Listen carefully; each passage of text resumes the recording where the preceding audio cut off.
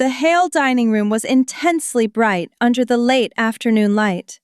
On the table, the roses in the vase were wilting, and amidst the faint scent of mint, the palpable tension was clearer than anything else. Patricia walked in, her posture straight, her lipstick just pale enough to appear virtuous. "Are you still working, Madison?" she asked. Her voice was velvet, but hiding 1,000 knives. A pregnant woman should rest, lest she inconvenience her husband. I set my spoon down, my eyes fixed on her face. If anyone's inconvenienced, I doubt it's me. Colin let out a small chuckle, the kind of laugh that once made me believe he was decent. Here we go again. I turned toward him.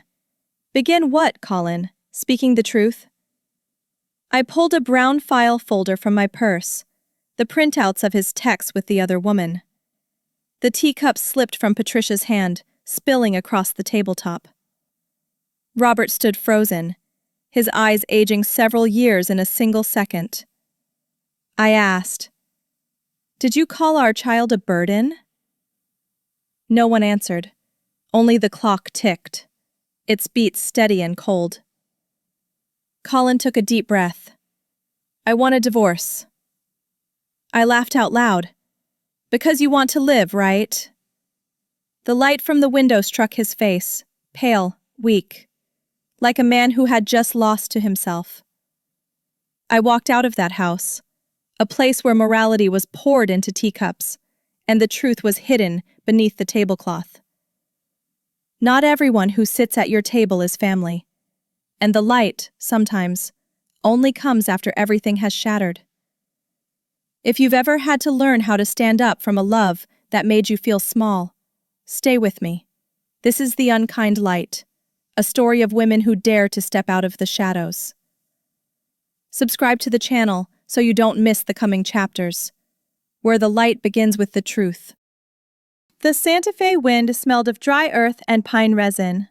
The sun poured down, casting an amber light that swept across the hillsides, brilliant and soft at once. I stood in my thin dress, watching his hand tremble slightly as he uncorked the bottle of wine. We got married on that Santa Fe hilltop, surrounded by warm wind and the amber sky. No music, no audience, just a day as clear as if no mistakes had ever existed in the world. The sunlight slid across the wine glass, reflecting the smiles of two people who believed love was enough. I saw his lips catch the light, a faint red glow, and I thought, perhaps this is how all good things begin, with a simple act of faith. He touched his glass to mine, and I heard a quiet clink, a sound as small as a second hand tapping against glass. No tuxedo, no vows, just silence and the pine forest. His hair was slightly ruffled by the wind. I felt my breath dissolve into his rhythm, thin as smoke. When he took my hand, I remember the feeling of his gentle squeeze, as if he had captured the whole world. We laughed, but neither of us said the words "I do." The silence said it for us. He sat down on the blanket, opening the box of sandwiches and cold grapes. "To us," he raised his glass. I touched mine to his, responding softly, "To us." My voice was shaky, as if the wind had just grazed my throat. The sun slanted, shining obliquely through the wine, leaving a red stripe of light on my wrist, a random mark I knew I would remember forever. We didn't talk about the future. We spoke in small ideas. An apartment above a bookstore in Traverse City, mornings with coffee and the smell of paper. I said I wanted a bright wooden table. He said he wanted west-facing windows. It all felt easy. "I want something real," he said. I nodded, not knowing that the very truthfulness he sought would drain from us, little by little. The wind shifted, bringing a stronger scent of pine. He took a couple of pictures, then put the camera down. "Enough," he said. Just remember it this way, I smiled. A small bird flew past, casting a brief shadow on my shoulder. Everything felt slow, quiet, almost still. I thought, happiness is simply knowing where to stand still, without chasing anything. When the wine was gone, I lay back on the grass, watching the clouds. He lay beside me, his arm becoming my pillow. The wind blew my hair across his face. He laughed. "We look ridiculous."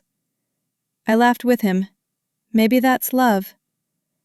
He turned to me, the golden light softly reflected in his eyes, a color I would recognize anywhere, years later.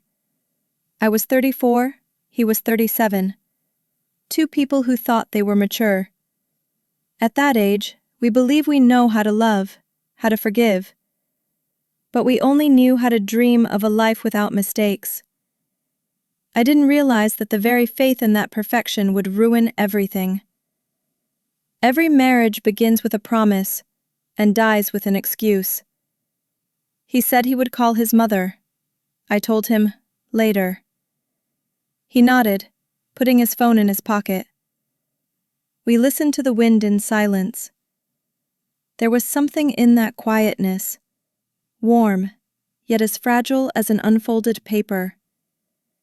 I didn't know what I was promising, only that I believed. As the afternoon waned, he zipped up my jacket, a small, careful gesture. "We're okay," he said. I replied, "We're okay." Two simple sentences that made me want to cry.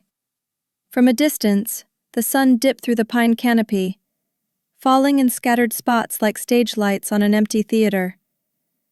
As we packed up, he folded the blanket neatly. I gathered the glasses into the basket. The wind mellowed, no longer carrying the scent of sunshine, only a subtle hint of wine. He took my hand, his thumb tracing the back of my knuckles, a movement he would keep for years, even after the affection had worn thin. On the drive down, we turned on the music. The female singer sang, "Don't make promises you can't keep." He immediately turned it off, laughing. "Too serious for today."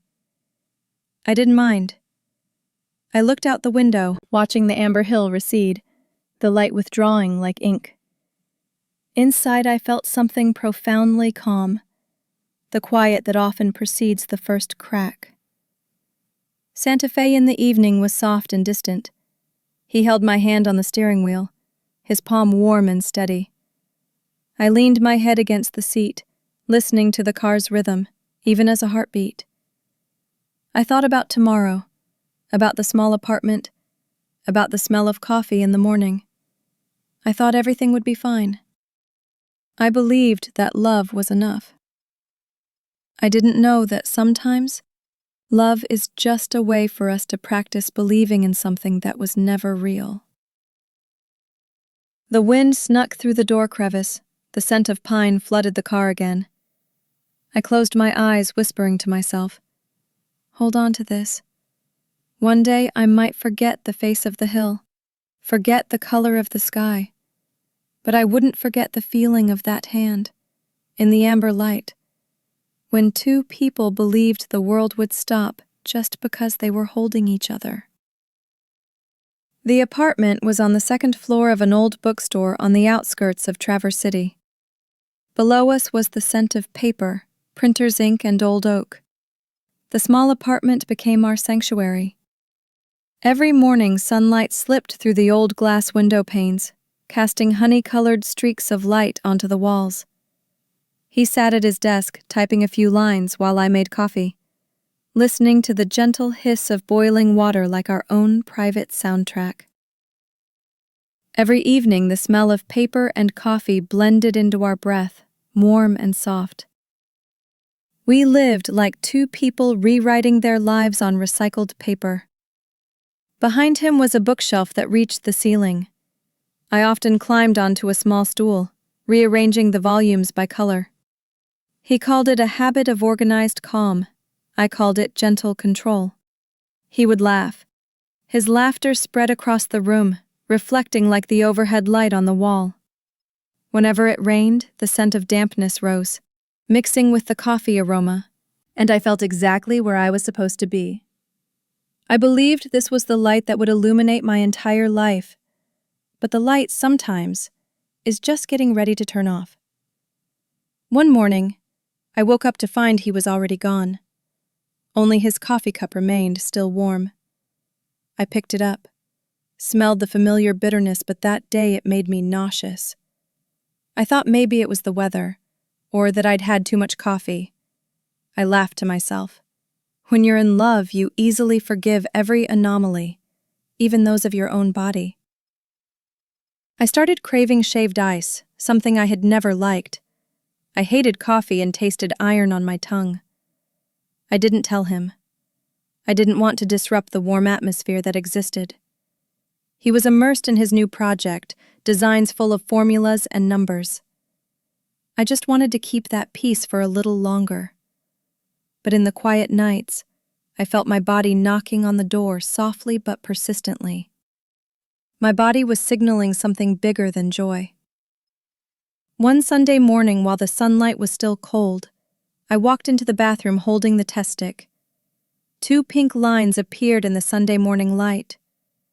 I stared, feeling the world slightly tilt, like an overexposed photograph. I sat down on the edge of the tub, gripping the small white plastic piece, hearing my heart pound. There was something intensely quiet and intensely huge all at once. I laughed, trembling and breathing fast, unsure what to do next. He knocked on the door, asking, "Are you okay?" I opened the door, handed him the test, and said nothing. He looked for a few seconds, then smiled. "No way," he whispered, then spun me around in the kitchen, his laugh ringing out like the clinking of wine glasses. His breath was hot. His hands held my waist so tightly I almost cried. "We did it," he said. I nodded, tears falling onto his neck, yet I was still smiling. The feeling was like standing in light streaming through curtains, so bright you couldn't see your own shadow. That afternoon, we went out onto the small balcony. He put on music, an old James Taylor song. I leaned my head on his shoulder, looking at the street below. People strolling, a few cars driving slowly. Shops closed early because it was Sunday. "We're going to be parents," he said, his voice both believing and disbelieving. I didn't answer, just held his hand. Inside, everything was moving slowly, like a snowflake melting on the skin. That evening I felt tired. He cooked chicken soup, telling me to sit still. He wasn't a good cook, but he tried. When I laughed because he had added double the salt, he said, "At least it's edible." I replied, "Barely." We both laughed. That dinner I thought, perhaps this is all happiness needs. 2 people in a small kitchen, laughing over salty soup, believing the world is on their side. But in the middle of the night I woke up, nauseous. He was fast asleep. I went into the bathroom, slumped onto the floor, listening to the clock in the living room tick tiredly. Each tick was an echo from my body. I looked at myself in the mirror, seeing my cheeks pale, my hair messy, my lips dry. A small whisper escaped. "It's okay. It's just the beginning." The next morning he placed his hand on my belly. "I bet the baby will look like you," he said. I laughed. "I hope not." He pretended to be offended. "Why not?" I replied, "Because I don't want anyone to have to live as carefully as I do." He pulled me close, saying softly, "Then we'll teach it better."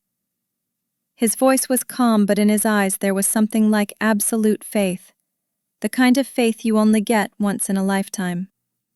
The days passed lightly, almost too perfectly.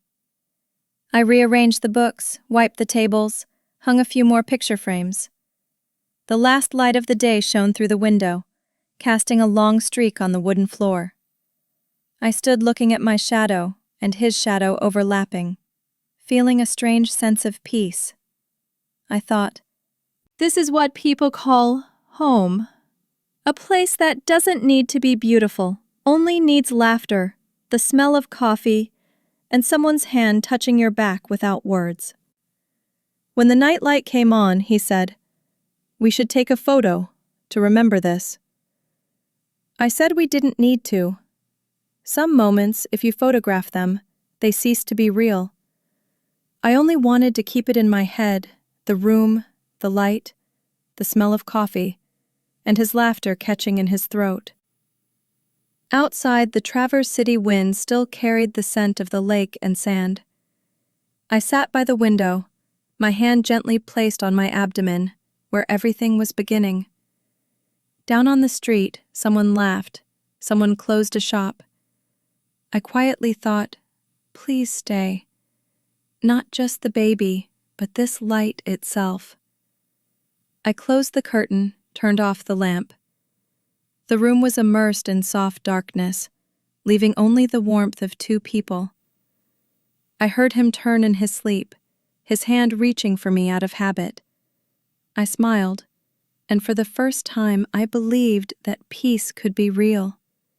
But in the corner of my eye, the light on the porch gently flickered, as if it were foreshadowing something I wasn't ready to understand. That morning, the sunlight shone obliquely through the window, resting in a golden streak on the rumpled blanket. I still hadn't fully processed the thought that a tiny life was growing inside me. He placed a glass of water on the table, smiling. "We are actually doing this," he said.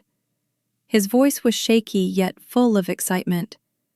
I looked at him, seeing the belief in his eyes light up like that very first morning on the Santa Fe hilltop.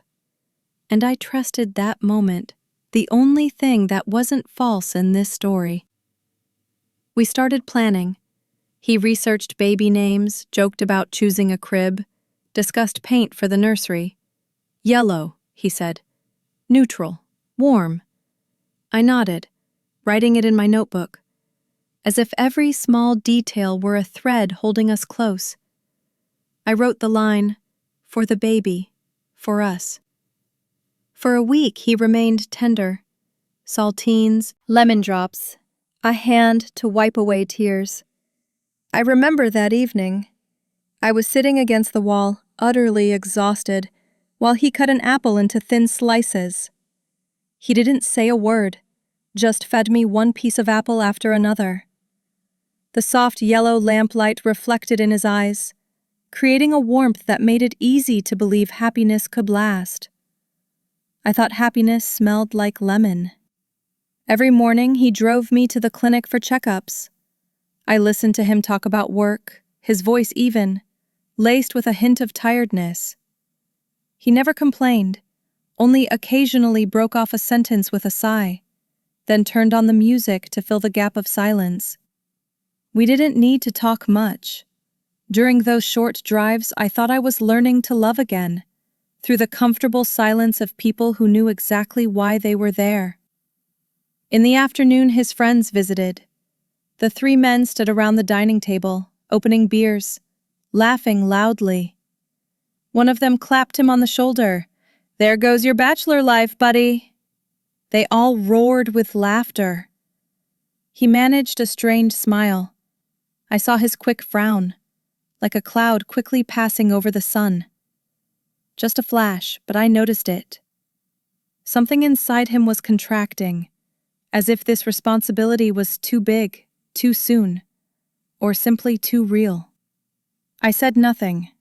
I went to make tea, letting the sound of the boiling water cover the silence between two people who were still laughing. When the guests left, he stretched out on the sofa, eyes closed.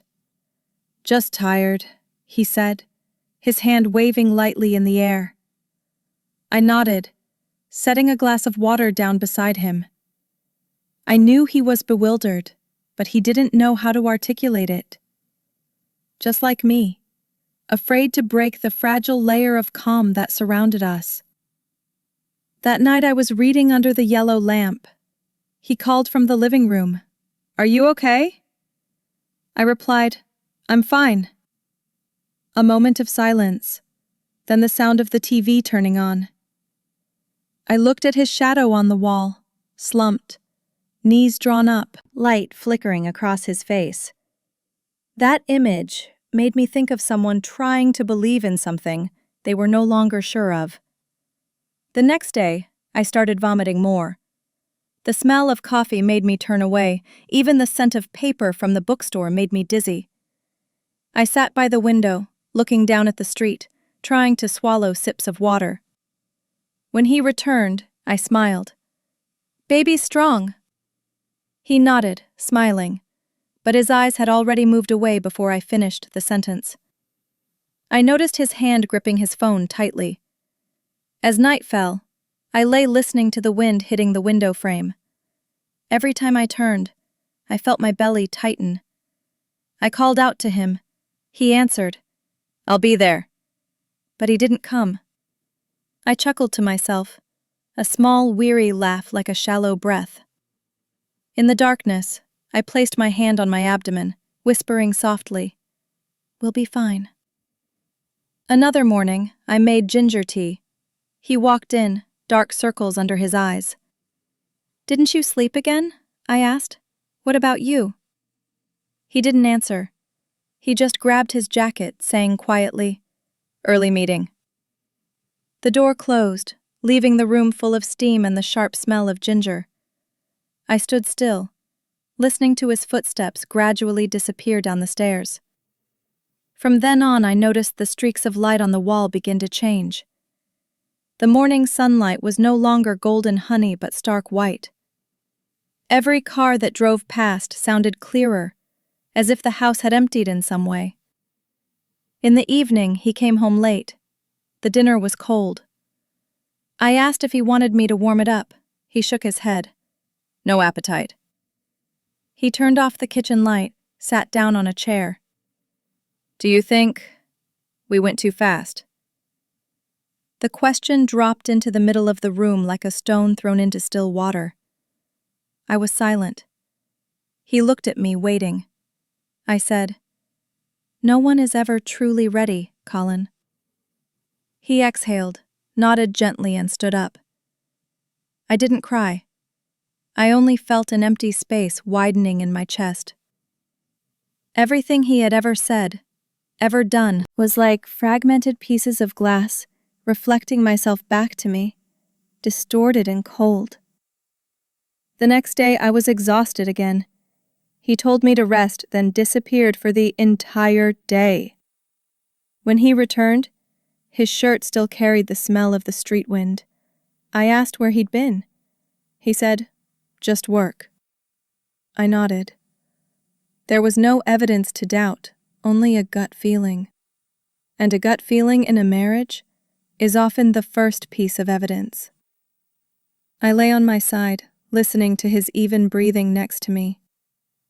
From the corner of my eye, the light from the porch filtered in, cutting a thin streak across the wooden floor.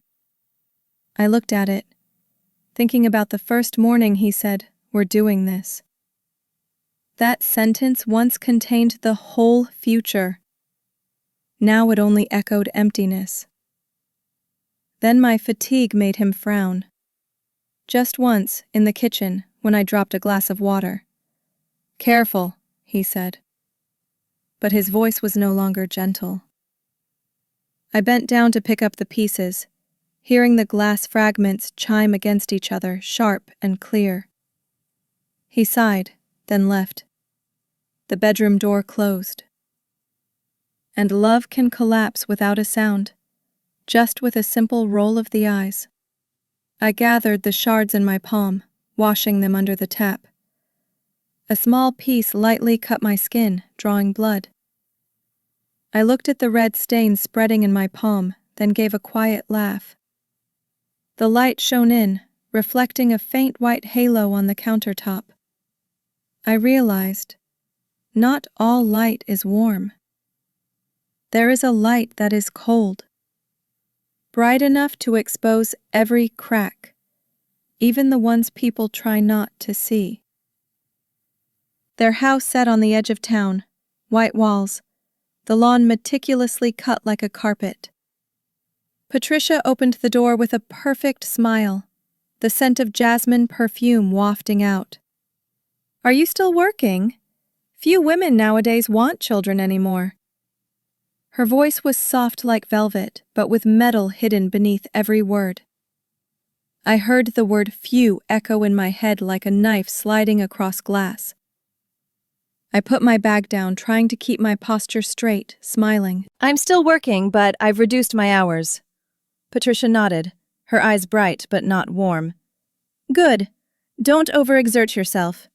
After all, what you need to focus on now is the baby, not deadlines. I nodded again. Beside me, Colin smiled slightly, looking natural, as if this atmosphere wasn't suffocating him. Their living room was vast, with white light pouring through the glass doors, reflecting off the framed family photos. Their wedding photo, pictures of young Colin, birthday snapshots of cousins. I wasn't in any of them. I noticed it, then immediately told myself I was being too sensitive. Patricia poured chamomile tea, the aroma strong and slightly bitter. I held the cup with both hands to hide a slight tremor. I smiled, trying not to let my hand shake over the teacup. The scent of chamomile rose like a warning. Something in the steam made my throat constrict. She sat up straight, her hands clasped, looking at me like someone evaluating whether the item was worth keeping. When I was pregnant, she said evenly, gazing out at the garden, I worked until my 8th month. I don't understand why young women today are so fragile.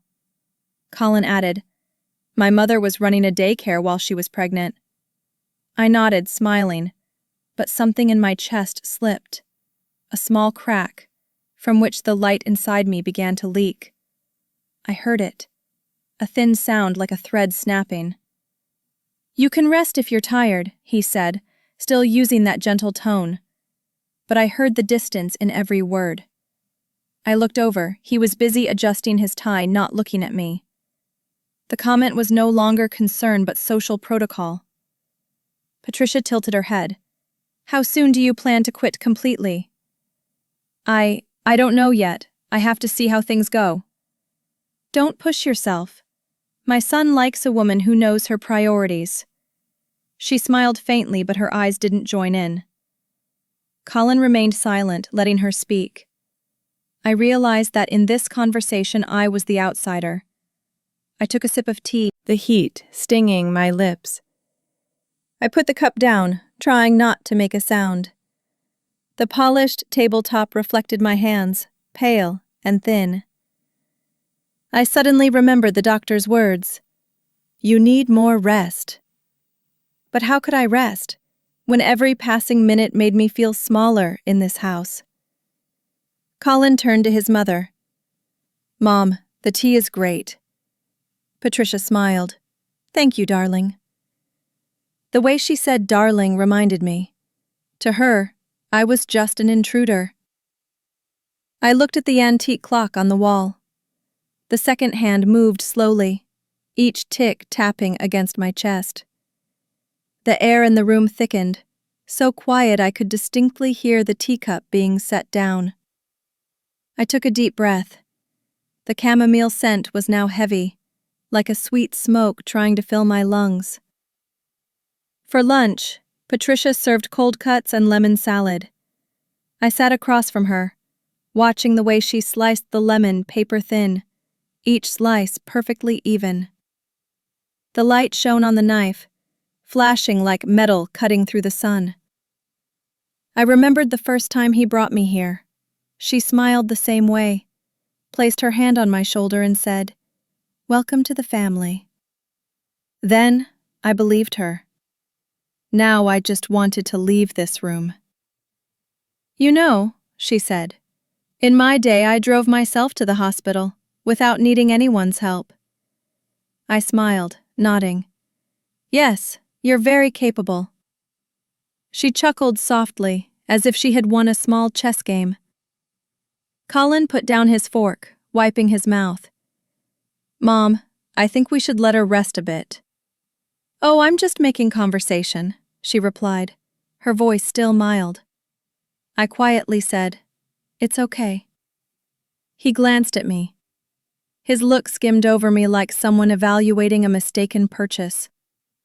I pretended to arrange my napkin, covering the pang in my heart. After lunch, I helped her wash the dishes. The hot water made my hands red.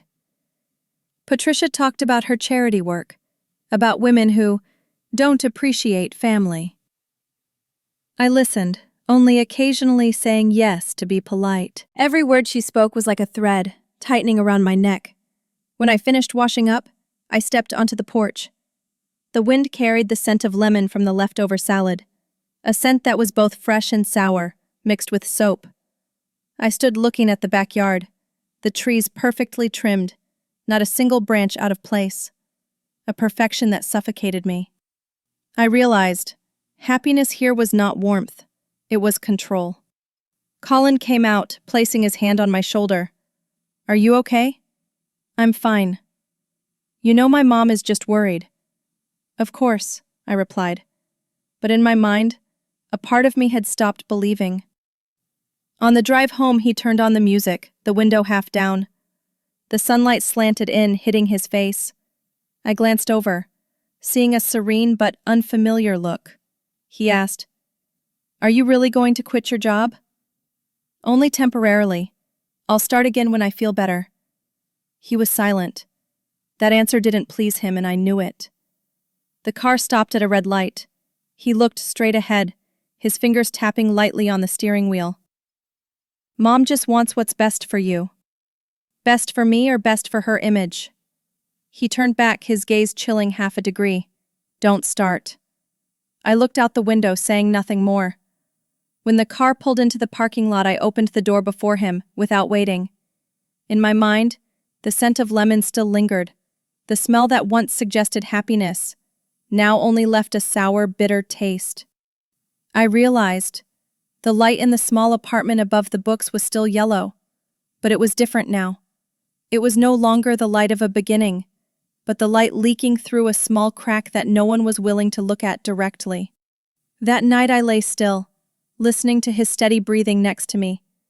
In the dark, I opened my eyes. The streetlight filtered through the curtains, drawing a long streak on the wall, touching our wedding photo hanging there. The picture was slightly tilted, the frame screws loose. I looked at it, with a strange, quiet calm in my heart. One day, everything would fall into its right place, including us.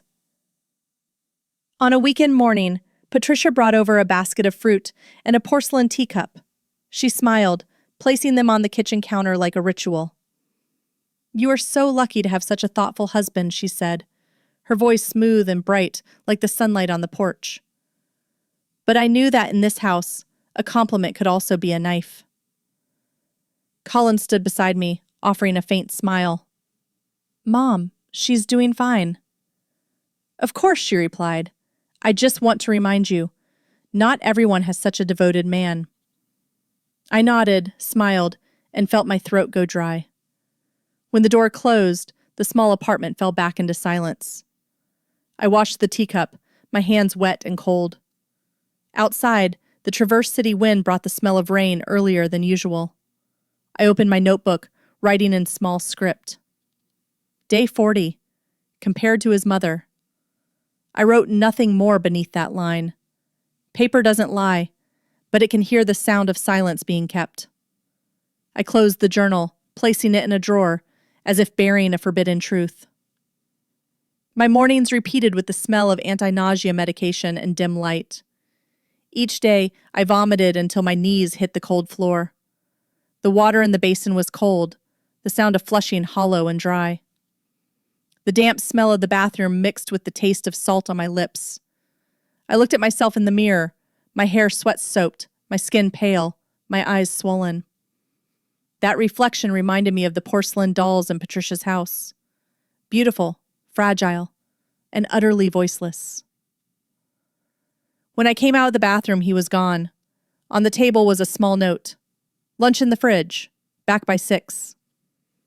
I sat down, placing my hand over the writing. His handwriting was stiff and cold. I found it strange, because the person who wrote it didn't seem like the same man from Santa Fe anymore. In the afternoon, he came home late. I was doing laundry, my hands trembling with exhaustion. "Colin," I said. "I need a little help." He didn't look up. "You have time." The sentence was simple, but it slammed shut the air between us. His fingers scrolled the screen. Mine scraped the edge of my tolerance. I wanted to laugh, but my throat burned with a stinging pain. I continued washing, handling each shirt he wore, each stain near the cuff. Soapy water clung to my hands, the chemical smell stinging my nose. I thought, perhaps every marriage reaches a point where one person silently bends down and the other simply fails to notice. That evening, when he finished eating, I asked, "Do you think I'm trying?" He looked at me, his eyes tired. "You overthink everything, Maddie. Relax." Relax. The words slipped into me like a small stone falling into a deep well. I smiled, saying softly, "Okay." Then I stood up to wash the dishes. The water ran steadily, the light on the surface flickering as if mocking me. I started counting the times I vomited, the times he went silent, the times his mother praised my luck. Each small cut connected into a long, bloodless, yet painful line. Sometimes I wondered if all women in this lineage were taught to endure with a smile. At night, I opened the journal. I added a few lines. Day 45. The light in the kitchen is turning whiter. I didn't know why I wrote that, only that I felt something was fading. That white light was like a chill creeping into my body, highlighting every tiny crack I tried to hide. The next morning, Patricia called. "Are you eating well?" "I'm trying to, Mom." Trying isn't enough, Madison. A mother needs to know how to adjust her life correctly. I looked toward the window. The sun cast stripes onto the floor. "I am learning how." "Good," she said, her voice still light. "Don't worry, Colin." The call ended. I put the phone down, feeling my hands shake. I walked to the dining table, looking at the cold teacup. The noon light shone through the curtains, reflecting a blinding streak on the table surface.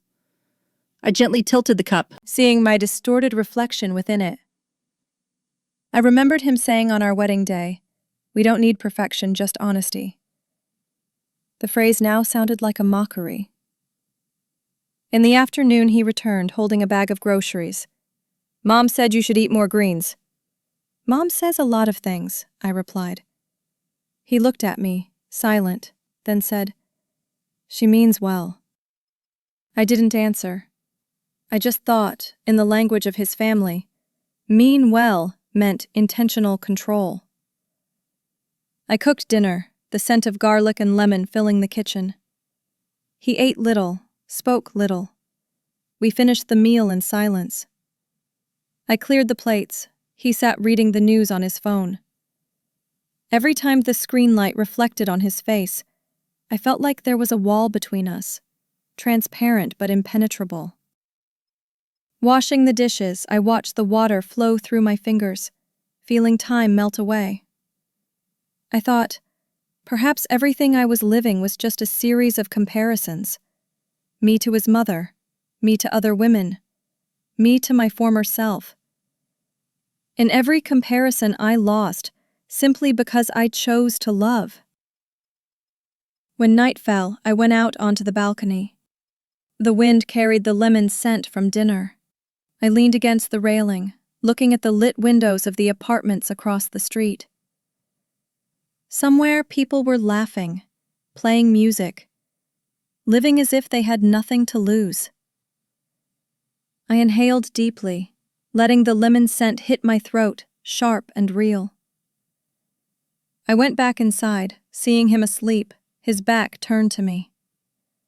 The yellow desk lamp cast a faint color over him. I turned off the light, lay down, listening to my heartbeat interrupt his steady breathing. In the dark, I whispered, not knowing who was listening. "I was thoughtful too, Colin. Just for both of us." Outside, the wind brought the lingering lemon scent, the smell of a happiness people use for comparison, until it stops being happiness at all. I woke up that September morning with a metallic taste in my mouth. The overnight water on the table had that same taste, cold, strange, and flat, like disillusionment. Water tasted like metal. The refrigerator became the enemy. Every time I opened it, the mingled smell of raw meat, wilting greens, and yogurt made me nauseous. I slammed the door shut, leaning my back against the wall, breathing hard. The apartment was so small that every smell became a wound. Colin walked out of his office, his shirt buttons still undone. "You okay?"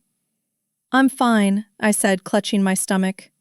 He nodded, poured coffee, the bitter scent spreading through the kitchen like a taunt. "Maybe you should try decaf." I nodded, even though I hadn't touched coffee in weeks. He didn't notice. All my habits had disappeared, yet he still lived in his old rhythm. Strong coffee, morning news, emails before breakfast. I sat down, feeling my body grow heavier each day. Dry skin, dark circles, shallow breaths. I wanted to say, "Do you even see me?" But I stopped myself. He didn't look, didn't listen. He only asked, "How's the baby?" as if checking on a temporarily postponed project. I replied, "Fine." The day passed as a loop. I did laundry, cleared the table, washed the dishes. The steady rhythm of the washing machine was like another person's heartbeat. I left the window ajar. The wind blew in, carrying the scent of paper dust from the bookstore downstairs. Occasionally a customer would stop by, and the bell would chime, a small sound that reminded me I was still alive. In the afternoon I lay on the couch, the nausea rising. I drifted off, dreaming I was running through the Santa Fe pine forest, my hands grasping nothing at all. When I woke up, the light had turned slate gray. Colin was sitting at the table, his laptop open, the screen light reflecting on his face. I tried to sit up, my hair falling over my shoulders. He looked up, glancing at me like a system error. "Did you sleep all day?" "Not all day." "It's probably just psychological," he said, his voice level. The two words sounded like an accusation. I wanted to argue, but the exhaustion held me back. He returned to his keyboard, the tapping steady, distant. That night he ate dinner alone. I sat on the sofa, listening to the knife hit the plate, the spoon stirring the water. He didn't ask if I was hungry. I didn't blame him. I just felt the distance was like an old, cold wound, no longer hurting but still bleeding. While he was doing the dishes, Patricia called. I heard her voice through the speaker. "Take good care of her. Pregnant women are so prone to being moody." He replied, "Yes, I know." She laughed. "Good boy. I'm proud that you always know how to manage everything." I looked at him, his back straight, his voice mild, and I realized she wasn't complimenting him. She was teaching him how to use a knife without drawing it. Night fell. I couldn't sleep. The wind blew through the door crack, causing the curtain to sway slightly. The streetlight filtered into the room, spreading across the wall like spilled water. I lay listening to the clock tick, each beat counting the time of a long wait. I thought love would lift me up. I once believed that if you loved enough, you could overcome all tiredness, all doubt. But now, it only held me in place, preventing me from falling out of fear. I was afraid of the silence, afraid of starting over, afraid of being wrong, afraid of losing the man who had promised honesty. Once, when I tried to make tea, my shaking hand dropped the cup. The ceramic shards flew out, cutting my leg. Colin walked in frowning. "Seriously, Maddie, you have to be more careful." He got a Band-Aid, taped the scratch, and then returned to his phone. I said thank you. He didn't reply. That night he lay on his side, his back to me. I placed my hand on his shoulder, calling softly, "Colin." He made a small sound without opening his eyes. I wanted to say, I'm scared, but the sound died in my throat. I withdrew my hand. I kept calling his name in the dark, out of habit, not faith. Colin, I whispered again. Quieter this time. No one answered. I turned over, looking out the window. The moonlight was half hidden by clouds. The small room, the low ceiling, the air thick and heavy. I took a breath, smelling iron, dampness, the scent of something wearing away. In that moment I knew. Love doesn't disappear with shouting matches, but with days of silence when no one is willing to speak. The next morning he left the house early. I stood at the window watching him, a cold glass of water in my hand. Down the street his car merged with the others, growing smaller until it vanished. I set the cup down. The water rippled. The apartment was silent. I opened the refrigerator. The cold air rushed out, a slight foul smell hitting my face. I couldn't bear it, and slammed the door shut. The sound echoed, bouncing repeatedly in the tiny room. I sat down, covering my eyes, filled with a weariness so deep I no longer had the capacity to cry. I turned on the old radio. The music was broken, distorted. A slow jazz piece, the trumpet choking on the final note. I listened, thinking about what had passed. Perhaps I still loved him, but it was a love that had passed through too many hands. His mother, other people's stares, expectations, comparisons. When I reached for it, it no longer had a shape. In the afternoon, I tidied the dining table. A cracked glass, a chipped porcelain plate. I carefully placed them in the corner cabinet, keeping them like evidence of the days that hadn't completely shattered. On the table, the notebook lay open, the old line visible. Day 52. Silence has a sound. I closed the journal, taking a deep breath. The last light of the day shone through the curtains, spreading on the wall like a ribbon of liquid gold. I watched the light slide across the static objects, the chair, the frame, my own hand. In a flash, I realized everything was still here. Only the feeling had moved. Night fell. I turned off all the lights, leaving only a small glow from the hallway. I lay listening to the wind, and for the first time I didn't call his name. Not because I had let go, but because I knew that no matter how many times I called, I would only receive an empty silence in return. A silence sharp enough to cut through the heart without drawing blood. The morning began with the sound of the shower water slowing to a weak trickle. I sat slumped on the floor, my back against the wall, the cold from the tiles seeping into my bones. I collapsed in the bathroom, my hand shaking too much to open the water bottle. The smell of soap mixed with old dampness, a scent that made my stomach seize up. The harsh white light from the ceiling bulb blurred into an alien halo, making me feel like I was in someone else's room. I tried to stand, my hands slipping on the wet tile. The water from the tap dripped, the sound like a counter ticking my endurance. I don't know how long I was there, only that time flowed through me thick and heavy. I grabbed my phone, dialing his number. My hand slipped from sweat. No answer. I called again. On the third attempt, he picked up. "Colin," I said, my breath ragged. "Take me to the hospital." He was silent for a few seconds. "Are you feeling dizzy again?" "No. I have abdominal pain. I'm afraid." He cut me off, his voice eerily calm. "Take a moment to rest. I'm busy right now." I choked back a sob. "Please." Then the line went dead. I heard the long, sharp beep against my ear. My voice was lost in the void, meeting a wall. I braced my hands, trying to crawl out. The rug by the door was soaked. I dragged myself to the sink, turning on the tap. Cold water ran over my wrist, bringing me back a little. I looked up at the mirror, fogged with steam, reflecting a pale face, eyes deeply shadowed. I didn't recognize the woman there. The door opened.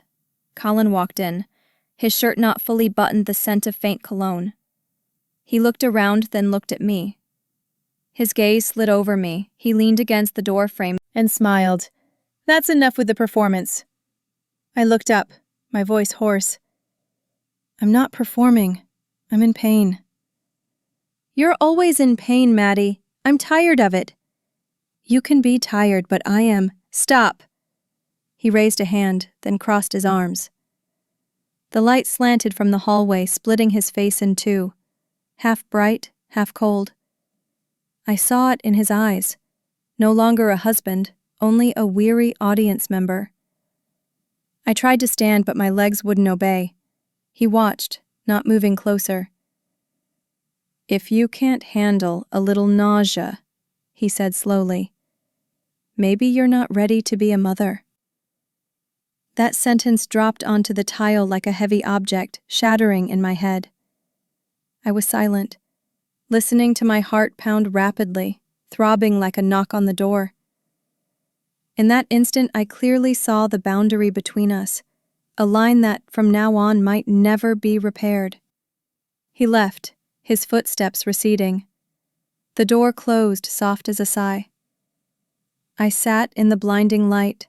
The water still ran, pooling around me. A drop from my hair fell onto my hand, cold and clear, like a drop of blood diluted before vanishing. I don't know how long I sat there. When the light turned gray, I finally tried to crawl toward the bedroom. Each step was an effort to pull myself out of my own body.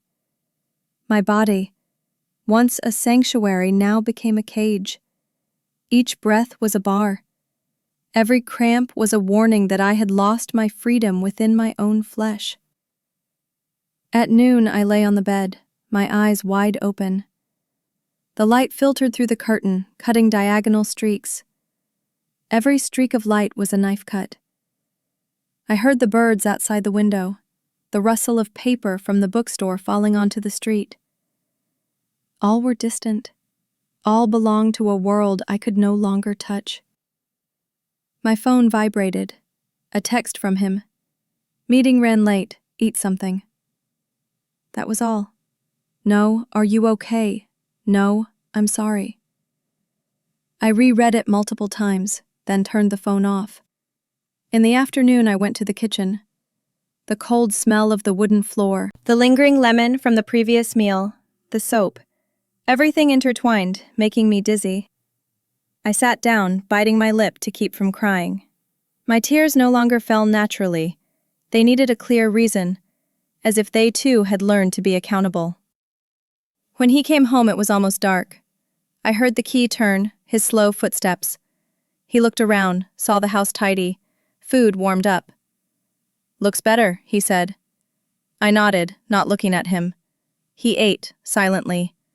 I sat opposite him, my hands tightly clasped under the table. Every time the knife hit the plate, the sound echoed like metal striking the bathroom tile. After dinner, he opened his laptop. I asked, "Don't you want to talk about it?" "About what?" "This morning." He shrugged. "We all have bad days." I looked at him, feeling empty. "Do you really think today was just a bad day?" He didn't answer. I walked into the bathroom, looking at the wet tile floor, the towel with water stains. I knelt down, touching the spot where I had sat that morning. The tile was cold. The feeling was familiar. I suddenly understood. This was the only place in the apartment where I could be myself, weak, real, and unjudged. I looked into the mirror. The white light was still harsh, but in the reflection, my eyes no longer trembled. Perhaps when fear grows large enough, it turns into a strange quietness. I spoke softly. "It's okay." Then turned off the light. Leaving the bathroom, I walked past his desk. He was typing, his face angled in the light. I stopped. "Colin," I said. He made a questioning sound without looking up. "Do you ever think, if one day I just disappeared, you would feel relieved?" He gave a thin laugh. "Don't say that." I replied, "I'm just asking." He didn't answer. I stood there for a few seconds, then walked into the bedroom, closing the door. In the darkness, I heard the steady tapping of the keyboard, each beat sounding like the heart of a machine. I lay down, my hand on my stomach. The baby was silent. I whispered, "We're okay. Just hang on." But my voice sounded alien, as if someone else were speaking for me. My body, which used to be a shelter, was now holding me prisoner. Every breath was a countdown, every heartbeat a reminder that I was no longer free within my own skin. I closed my eyes, listening to the rush of blood in my ears, the living room clock counting every second. And I knew the most dangerous prison is not where people lock you up, but where you still have to pretend you are fine just to stay. That morning, the light from the window stabbed straight into my eyes. I lay in bed, hearing the blood rush in my ears. The air in the room was dense, as if someone had drawn all the oxygen out. I tried to inhale, but my chest felt heavy. The nausea surged, more violent than ever before. I reached for my phone. My fingers shook, slipping off the screen. I tried again to dial, misdialing my father's number. The phone rang. 1, 2, 3 times. No one picked up. I hung up, then tried to dial again. My vision blurred, my voice faint. "Colin?" But no sound came back. I didn't know then that that very sound had saved me, though I hadn't known it yet. I remember trying to stand, but my legs failed me. Everything tilted, the white tiled floor blindingly bright. I saw my shadow break in two on the floor, and then both shadows fell. Something dropped, a small clank, then silence. I collapsed, my hand still gripping the phone. As I passed out, I saw a white light rush in. Not the light of a lamp, but of something wider, vast and quiet. I heard the wind. No. Maybe it was the sound of blood in my ears. Everything was cold. Cold. But real. For the first time in weeks, I felt no pain. Only a transparent silence. I thought I was dreaming of the Santa Fe pine fields, the amber wine glass, and the sound of his laughter. But the dream was soundless, only a blinding light that made my heart skip a beat. When I woke up, everything was white. The smell of disinfectant overwhelmed the air. The ceiling light was too bright, I had to blink repeatedly. I was awake in a hospital, the cold cutting into my lungs. I inhaled deeply, my chest was raw, my throat dry as sand. The heart monitor beeped steadily, each beep calling me back. I didn't know how far I had drifted. A hand touched my forehead. I turned my head. My mother was sitting there. She was crying, her hand trembling like a dry leaf. Tears fell onto the thin blanket, wetting a small patch. I tried to say, "Mom," but only a weak croak came out. "Shh, don't speak," she said, her voice breaking. "You are safe now." I looked around, seeing my father standing in the corner, his hands in his pockets, silent. He looked older than the last time I'd seen him, more gray hair, shoulders slumped, eyes bloodshot. He said nothing, only gave a very slight nod, as if afraid to hurt me further. The doctor walked in, speaking quickly. "She needs rest. We're lucky her family brought her in time." I frowned, trying to piece the memory together. Who brought me in? My mother looked at my father, then squeezed my hand tighter. We heard the phone. I was confused. She continued. "You tried to call Colin, but you misdialed. Your father heard you fall. He drove over immediately. You misdialed us. I heard it all," he said. His voice was low, deep, and steady, as if every word had its own weight. I looked at him. His eyes shone, not with anger, only with pain. I understood that look. It was the look of a man who had witnessed too much silence in his life, now hearing his own past echoing in his daughter's voice. "Where is Colin?" I asked. My mother was silent. My father was silent too. Then he said quietly, "No one saw him at the house." The sentence fell like a pebble sinking into water. I turned my face away, tears welling up. My mother held my hand tightly, as if afraid that if she let go, I would dissolve into the white void surrounding me. Outside, another ambulance siren wailed, fading into the distance. I lay still, listening to the wind through the window gap.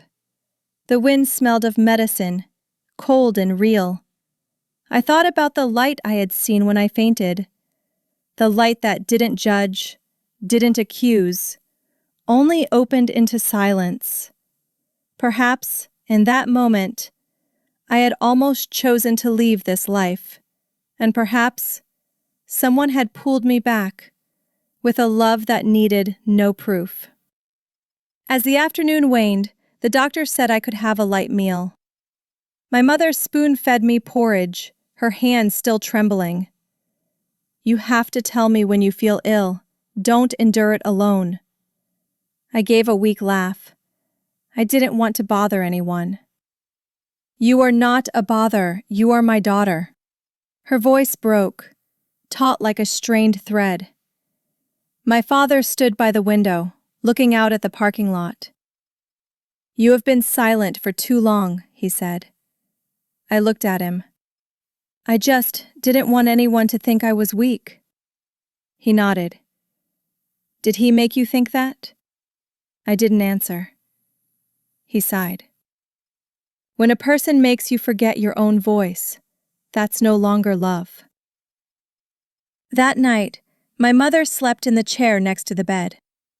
My father remained in the corner, leaning against the wall, his eyes open. I pretended to sleep, but was only lying there listening to them breathe. Two people who had been silent for years, now present, watching over me with a love that needed no words. Closer to dawn, I opened my eyes. The hospital room light was pale blue, casting my mother's shadow long on the floor. I watched the IV drip steadily. Each drop was a beat of life returning. I thought, if anyone saved me from this abyss, it wasn't Colin. It wasn't the promise of marriage, but a misdialed call. A small mistake, but enough to bring me back to where the true light was. I closed my eyes again, taking a deep breath. The hospital air was cold, but clean. For the first time in months, I could feel my own breath, heavy, but free. In my mind, my father's voice resonated, low and calm. "You don't need to be so strong that you forget you are allowed to fall." I smiled, very faintly. Outside, the sunrise poured through the window, bright but gentle. No longer the white light of fainting. No longer the fake yellow light of the Traverse City apartment. This light was real, cold but saving. The first morning after waking up, the hospital room was so white I didn't dare blink for too long. Light reflected off the walls, spreading like cold water. I looked around. There was only the IV drip, the sound of the heart monitor, and my mother folding the thin blanket. Colin wasn't there. I asked softly, "Does he know yet?" My mother didn't look at me, only said, "Your father sent a text."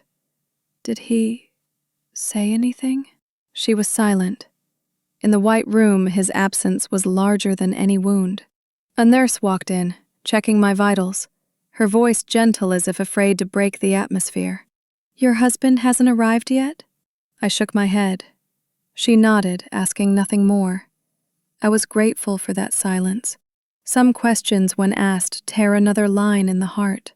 My father returned at noon, carrying a small bag of things: a jacket, a toothbrush, a few magazines. He put it down on the chair, looking at me. Did you sleep well?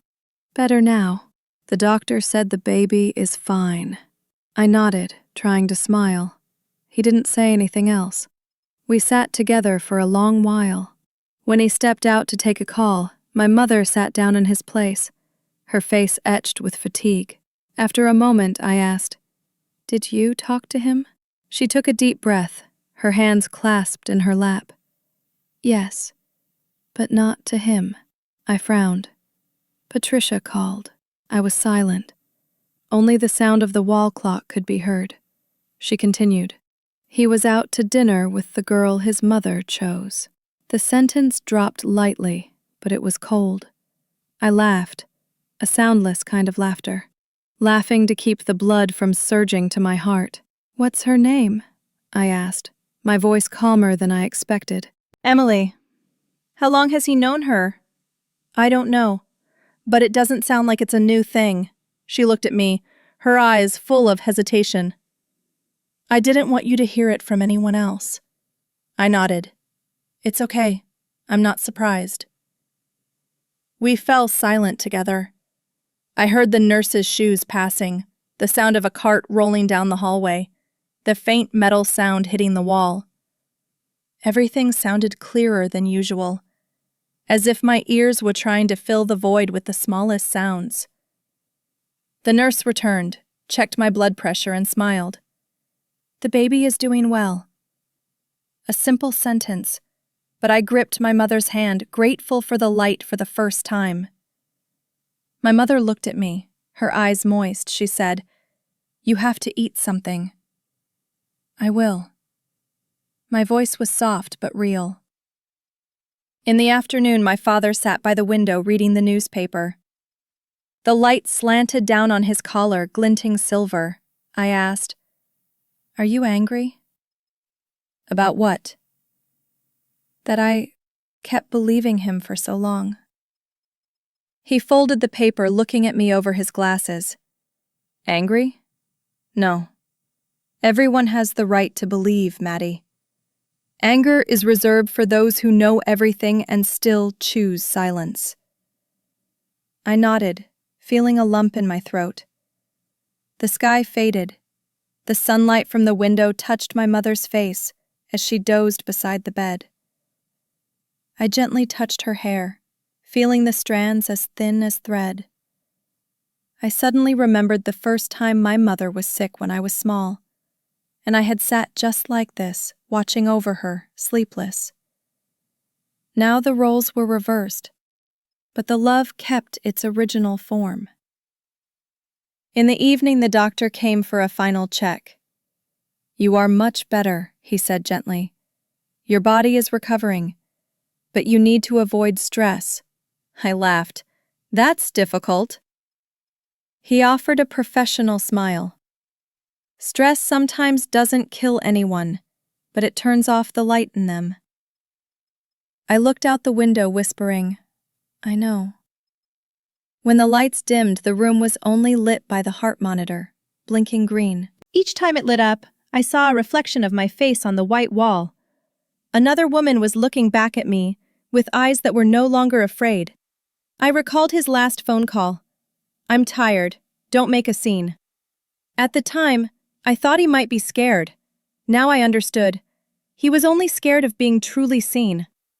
People like him love by concealing and call it protection. My mother woke up in the middle of the night, seeing my eyes open. "Can't sleep?" "Not really. I'm thinking." "About him?" "About the light." She nodded softly. "What light?" "The kind that doesn't need anyone to turn it on." She held my hand, silent. In that moment I realized my mother's love needed no vow, no condition, and demanded no return. It was just there, regardless of whether I deserved it. I closed my eyes. In my mind, the sentence I had never dared to speak echoed. Love didn't save me, but the light did. The light of the misdialed call. The light from my father's eyes, not angry, only pained. The light from my mother's hands, rough but constant. and the cold light of the hospital room, illuminating me so clearly that I could no longer lie to myself. The next morning, the sunrise cast a soft white color over everything. My mother opened the window. The wind brought the smell of wet grass and milk. I heard the birds, the distant cars. Everything was so normal it felt almost sacred. My father walked in, holding a glass of water. "You can be discharged tomorrow," I asked. "Are you coming home with me?" "Yes. We'll go home together."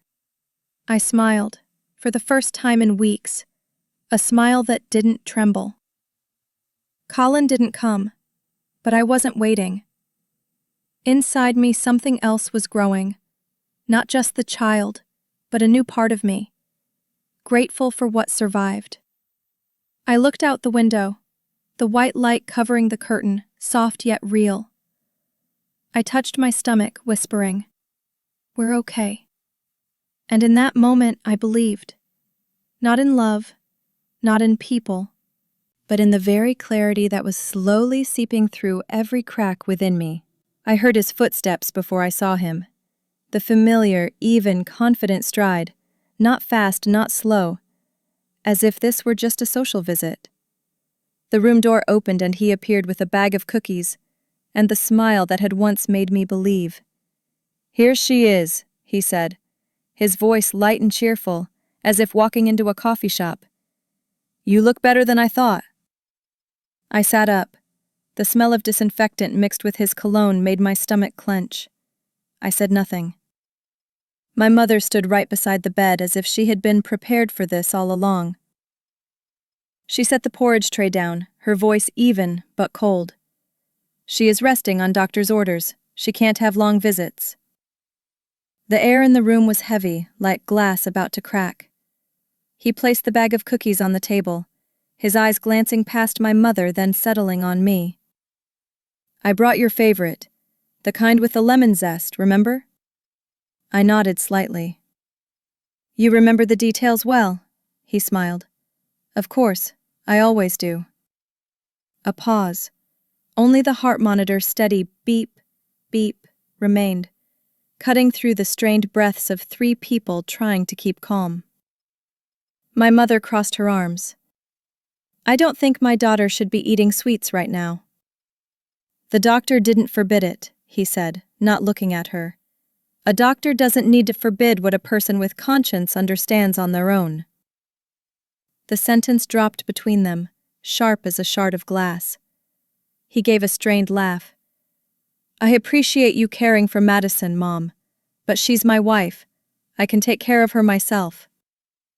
My mother was silent. She only glanced at him, a look that made my spine run cold. He pulled up a chair, sat down beside the bed, and opened the cookie bag. "Try one. It helps with digestion." I watched, motionless. He broke off a piece, offering it to me. "Don't be scared. I read up. Pregnancy nausea is common." I looked at him. "It's common, but not everyone can get through it."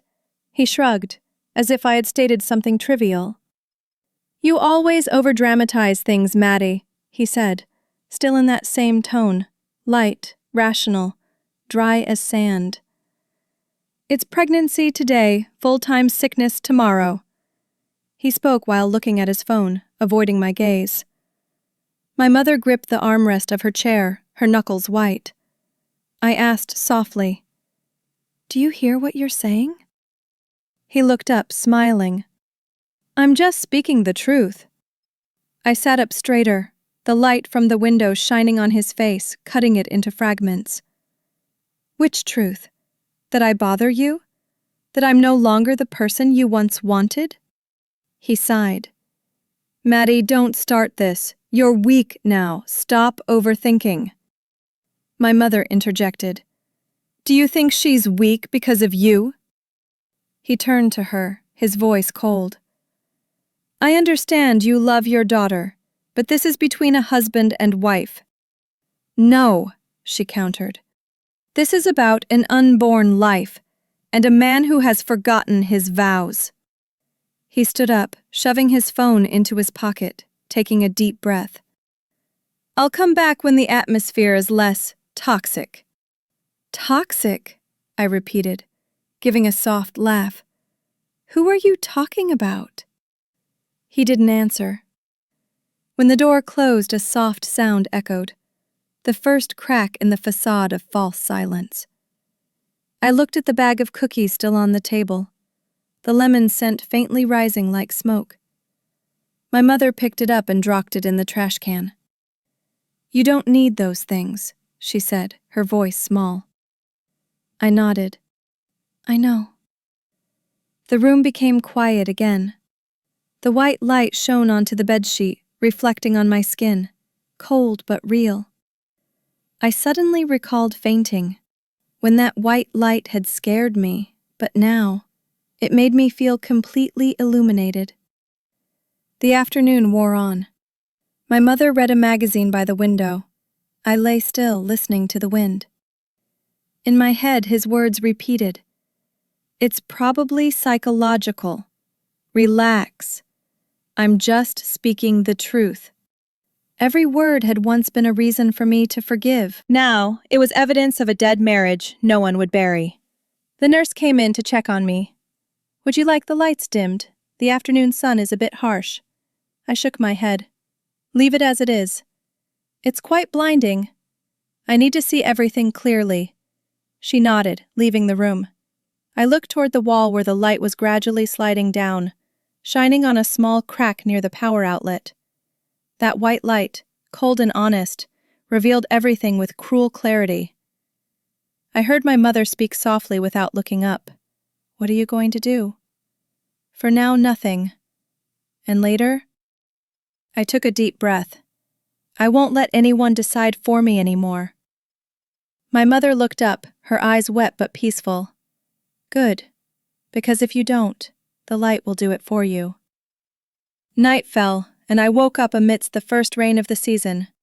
Raindrops fell on the hospital's glass roof, a steady rhythm. I lay listening, feeling empty but no longer heavy. In the darkness, I thought about the light I had once feared, the light that exposes, cold, unforgiving. Perhaps only when a person is stripped down to the bone do they truly know how they want to live. I gently touched my abdomen, feeling a small movement.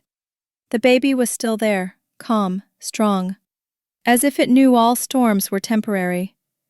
Outside, the rain fell on the window, reflecting the hospital light, a white light that knew no pity, but also told no lies.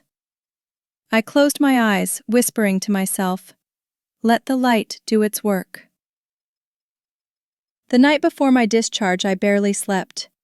The heart monitor was off, leaving only the sound of steady rain falling on the window pane. I lay on my side facing the wall. I pulled the blanket up not because I was cold. I was simply afraid that if I didn't cover my face, people would see me shatter. There is a type of injury that is not physical. It lies in your eyes, in the way people respond to disappointment with silence. The next morning, he came to pick me up. No flowers, no apology. Just the question, "Are you ready?" As if addressing someone about to leave a meeting room, I nodded. We walked out and didn't speak the entire drive back. The silence between us stretched as long as our whole marriage. The Traverse City wind in October was cold and dry. I looked through the window, the trees stripped bare, the houses a pale gray. Everything stood still as if enduring something. In the rearview mirror, his face was faintly reflected, half submerged in shadow, half in the blinding sunlight. Back at the apartment, he set the luggage down, walked into the kitchen, and opened the refrigerator, the same old habit. I watched him. Every one of his movements was as precise as before, only they no longer belonged to me. When he asked, "Do you want anything to eat yet?" I answered, "No." He nodded, as if he hadn't fully heard. Later that weekend, Patricia called. I heard her voice through the speaker. "Since you're doing better, I thought you two should stop by for dinner. The family needs to talk." I didn't want to go, but he said, "It's easier if we do." Easier. He always chose the easy path, even when that path led directly to pretense. The weekend after I was discharged, we went to their house in the Traverse City suburbs. The drive leading up to the house was lined with red leaves. The nearby lake was flat as a mirror, reflecting the cold white sky. I looked at the shimmering spots on the water and felt as if I was seeing myself, clear, but so fragile that one gust of wind could shatter it. Patricia opened the door, her smile as smooth as a porcelain surface. "You look better than I thought," she said. Better, but not exactly good. She didn't reply, just leaned in to kiss my cheek, the old jasmine perfume still the same as the first time I met her. Robert, his father, was sitting at the tea table. He nodded a greeting, his eyes kind but quiet. Colin stood beside him, pouring water. I heard the sound of glass hitting porcelain. The sound was clear, cold, and so precise it made it hard to breathe. The living room was blindingly bright, the tea table set for 4. The midday sunlight shone through the wide window, illuminating everything. The picture frames, the vase of flowers, and my own face reflected in the teacup. There was no place for shadow to hide. Patricia sat up straight, wearing a cream cardigan, every silver hair neatly in place. She smiled, her smile thin as a knife edge. "Madison, I'm glad you're recovering. But you also know that everyone is worried about Colin." I looked up. Worried about what exactly? "You know, the pressure of his work, worrying about you, and now the baby too." I was silent. In the white room, her every word echoed as if rehearsed. Robert intervened, his voice low. "Perhaps we should eat first." "Of course," Patricia smiled. "The tea might get cold." She poured tea, the steam rising, transparent as mist. I watched the light reflect on the rim of the cup, so bright it stung my eyes. Colin handed me a teacup. "Careful, it's hot." "Thank you," I replied, my voice even. She said, "I just want everything to go back to how it was. The family needs stability for the child." I asked softly, "How was it before, Mom?" She tilted her head. "Before you were so stressed." I put the teacup down, the subtle sound echoed loudly. "Do you think I'm causing everyone stress?" She smiled, her eyes mild. "No, I just think you're overly sensitive." Robert sighed. "Patricia." She raised a hand to stop him. "I'm telling her this so she understands, not to blame." I looked at Colin. He lowered his head, stirring his tea. No defense, no protest. I gave a faint laugh. "Yes, I understand. I'm always the most sensitive person in this house." No one responded. The air contracted. Outside the window, the wind blew, dry leaves scraping the glass, a thin, persistent sound like a taut string. The meal passed in silence. The subtle clatter of cutlery and the gentle clink of cups against saucers created a grating rhythm. I counted every second, like someone listening to music they didn't want to hear. When Robert stood up to get more water, Patricia leaned closer, speaking just loud enough for me to hear. "A pregnant woman needs to remain calm. The baby feels all of the mother's emotions." I looked up, meeting her eyes directly. "So what do you think I should be feeling? Contempt or pretense?" She froze, her smile intact but her eyes flickered. Colin cleared his throat slightly, changing the subject. "Dad, I'll get the water." No one spoke again. After the meal, I stood on the porch, the cold wind cutting into my skin. The late afternoon light slanted across the trees, intensely golden, but sharp. I heard their laughter inside, mixing with the clinking of glasses, a familiar sound, just enough to make me realize I no longer belonged to that world. As we walked to the car, he asked, "How are you feeling?" "Good. At least everyone ate well." He nodded. I know it was difficult, but Mom only means well. I gave a small laugh. Well, for whom, Colin? He was silent, starting the engine. The car pulled away, leaving a streak of sunlight reflecting on the glass.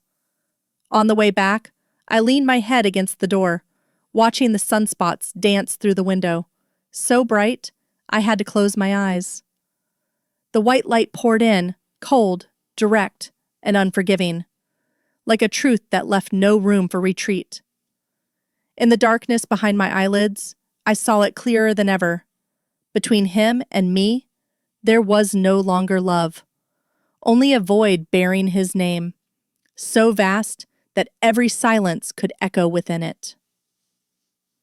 The light in their living room was excessively bright.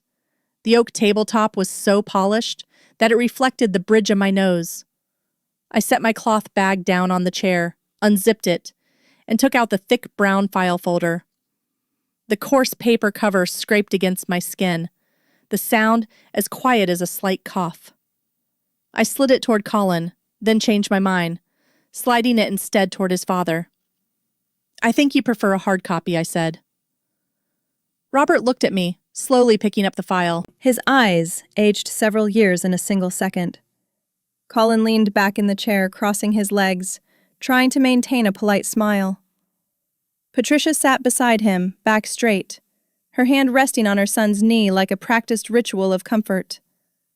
The tea on the table was still giving off thin steam, the scent of jasmine mixed with new wood. The wall clock ticked, slow and distinct. Robert opened the clip, flipping through the first few pages. The paper rustled.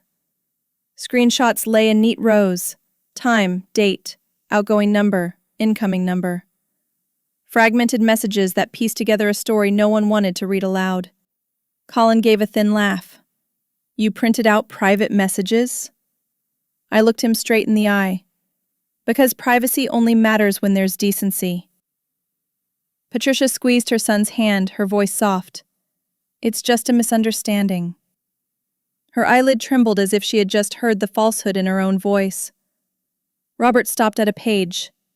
I knew the page, a late-night text. She's not ready for motherhood. And below it, a laughing emoji from someone who wasn't me.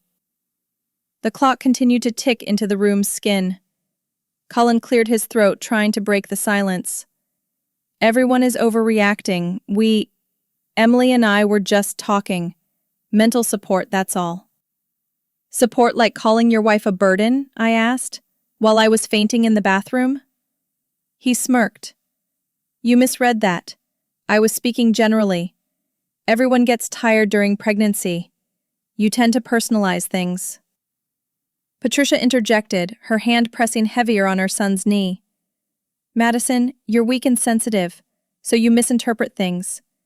In this house, we speak plainly but out of love. What love is wrapped in secrecy? I asked quietly. What love requires the mother-in-law to choose a suitable girl? No one answered. Outside the window, the wind hit the pine trees, dry leaves scraping the glass like gentle fingernails. Robert flipped another page. A chat snippet caught his eye. Pregnancy is a drag. I need air. I wasn't the one who wrote that sentence, nor was I the intended recipient. I placed my fingers on the edge of the table to maintain composure. You called our child a burden. What misunderstanding allows for that? The question fell onto the wooden table like the first crack. Colin shifted, leaning back, waving his hand dismissively. God, Maddie, you love drama. I never left you. I'm still here. Here, I repeated. But not standing with me. He squinted. Don't twist my words. Patricia let out a very quiet breath. You two need therapy, not a courtroom. I nodded. Therapy teaches people to tell the truth. You could say less, she countered, her smile thin as a knife blade. The less said, the warmer it is. Less to the point of no truth at all? I asked. Robert closed the file, his veined hands resting on the brown cover. He looked at Colin, at me, then at Patricia. We've let too many things slide, he said, his voice low. Too much. Colin frowned. Dad. Robert raised his hand. Silence returned. I pulled another sheet from my bag, the call log from the day I fainted. The line showing the misdialed call to my father stood out clearly against the white page. Here, I placed it in front of Robert, is when I needed my husband. Colin glanced quickly. I was in a meeting. At a restaurant, I said. He narrowed his eyes. A working dinner. Tuesday night, 9:40 p.m. My voice was level. With a person named Emily. Patricia clenched her hands so tightly her knuckles were white. I already told you. It was just a friend. Madison, you are... I am awake, I said. And I have the evidence. The room shrank, leaving only 4 people, 1 file, and a truth no one wanted to touch. Robert took a deep breath. Then abruptly he slammed the file down, standing up. The sound was thick, solid, not loud but heavy, like a stone dropped into the center of a lake, causing everything to ripple. He turned to Patricia. Enough. Patricia opened her mouth, then closed it. She adjusted her collar, her thin smile shifting 0.5 millimeter, enough to reveal a crack. Colin jumped up, trying to pull the air back toward him. Everyone calm down. It's not what it looks like. Robert didn't look at him. It looks exactly like what it is. His voice was even, cold. In that moment, I saw a father learning to take the right side, late but clear. The silence that followed was long, thick, and almost metallic. I heard myself breathing. I placed my hand on my belly, deliberately. No one rushed to fill the void with words anymore. Patricia broke the silence first. Madison, you need to think about the child. I am thinking about the child, I said. That's why I'm here. She tilted her head slightly. Family is a place for forgiveness. Family is a place where you don't have to apologize when you're caught red-handed, I replied, looking straight ahead. Colin rubbed his face. So what now? What do you want? I want you to stop calling cruelty honesty. He gave a dry laugh. You're dramatic. No, I said. I'm just tired. My voice was calm, like a glass of water set down on a coaster. Robert picked up the file, holding it to his chest like someone who finally understood what he had refused to read. He turned away. As he gripped the doorknob, the harsh midday light poured into the edge of the house, revealing the fine dust on the floor.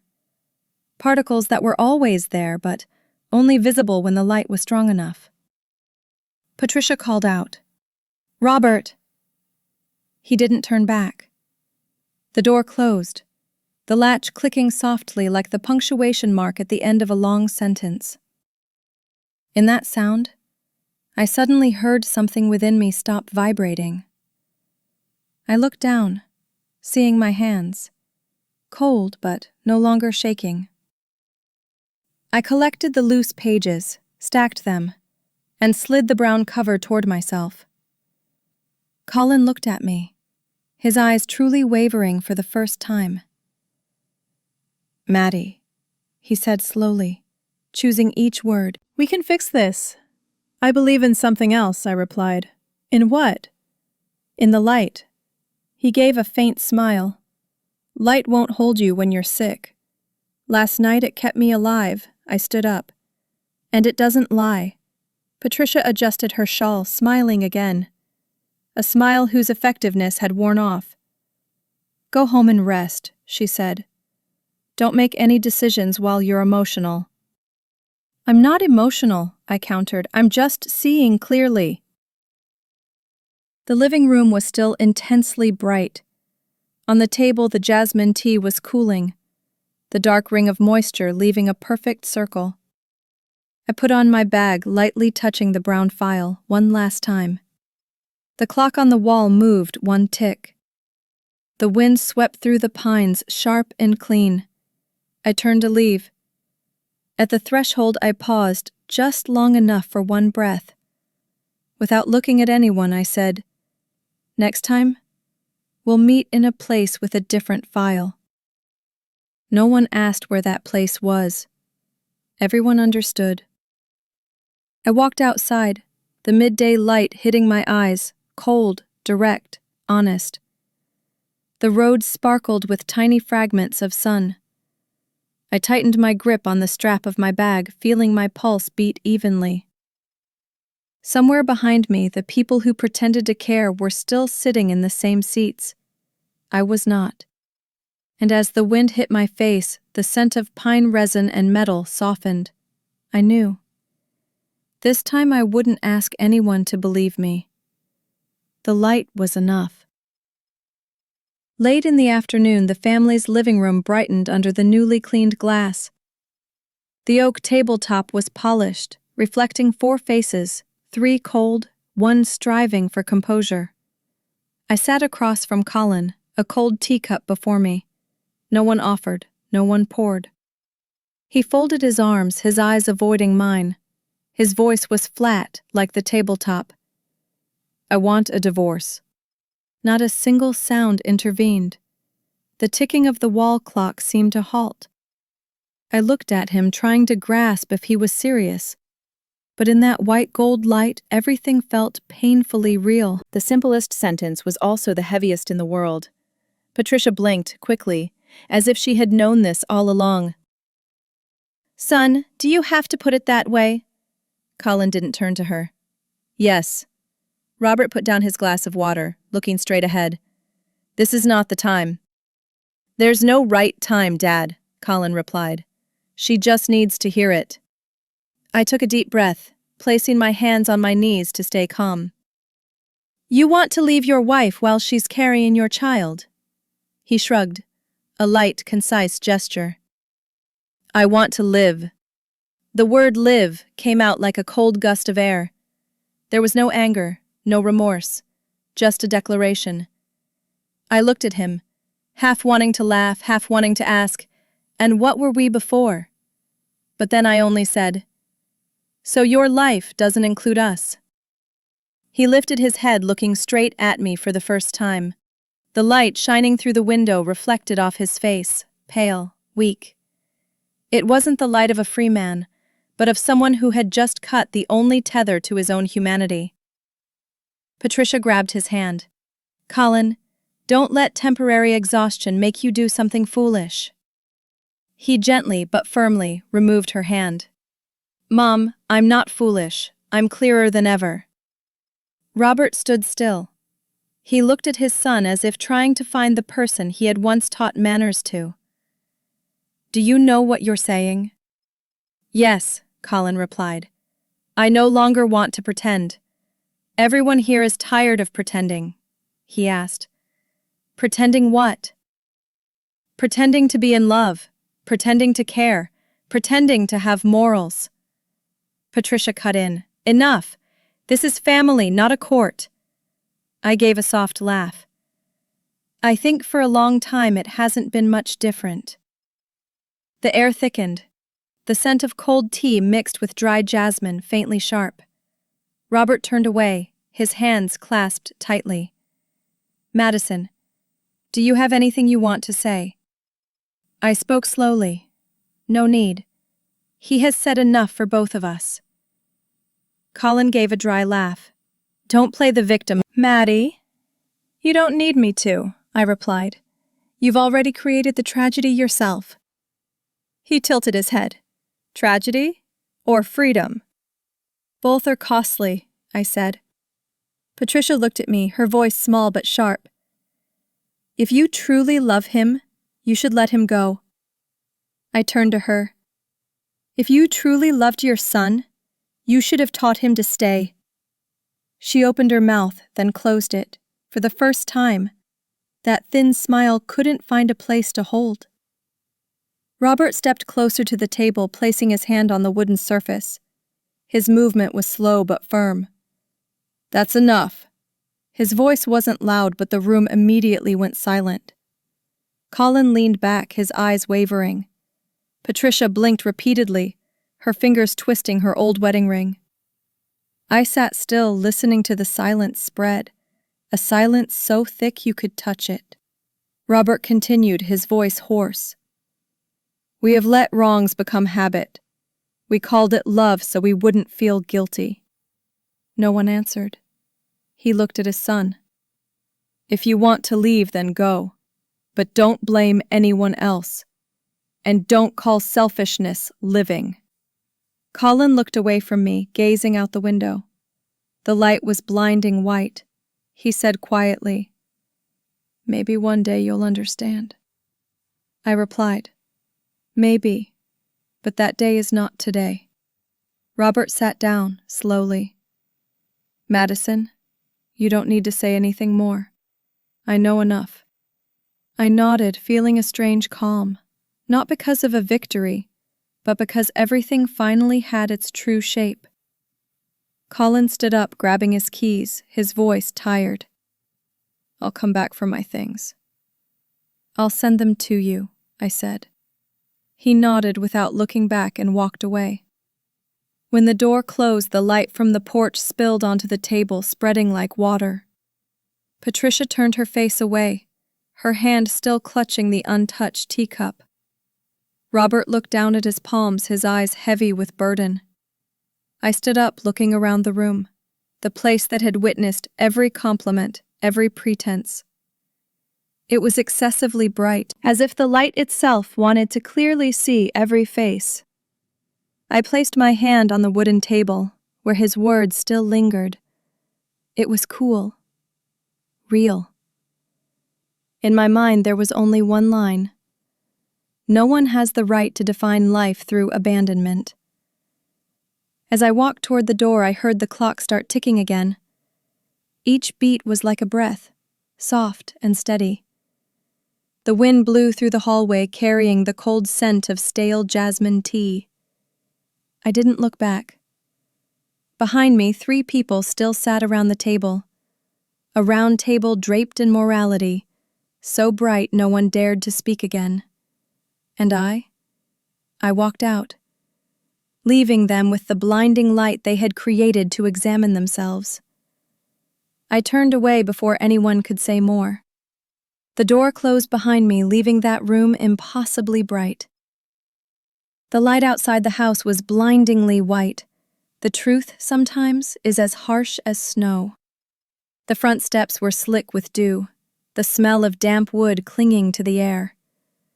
I descended 1 step at a time, hearing my heels tap against the cold concrete.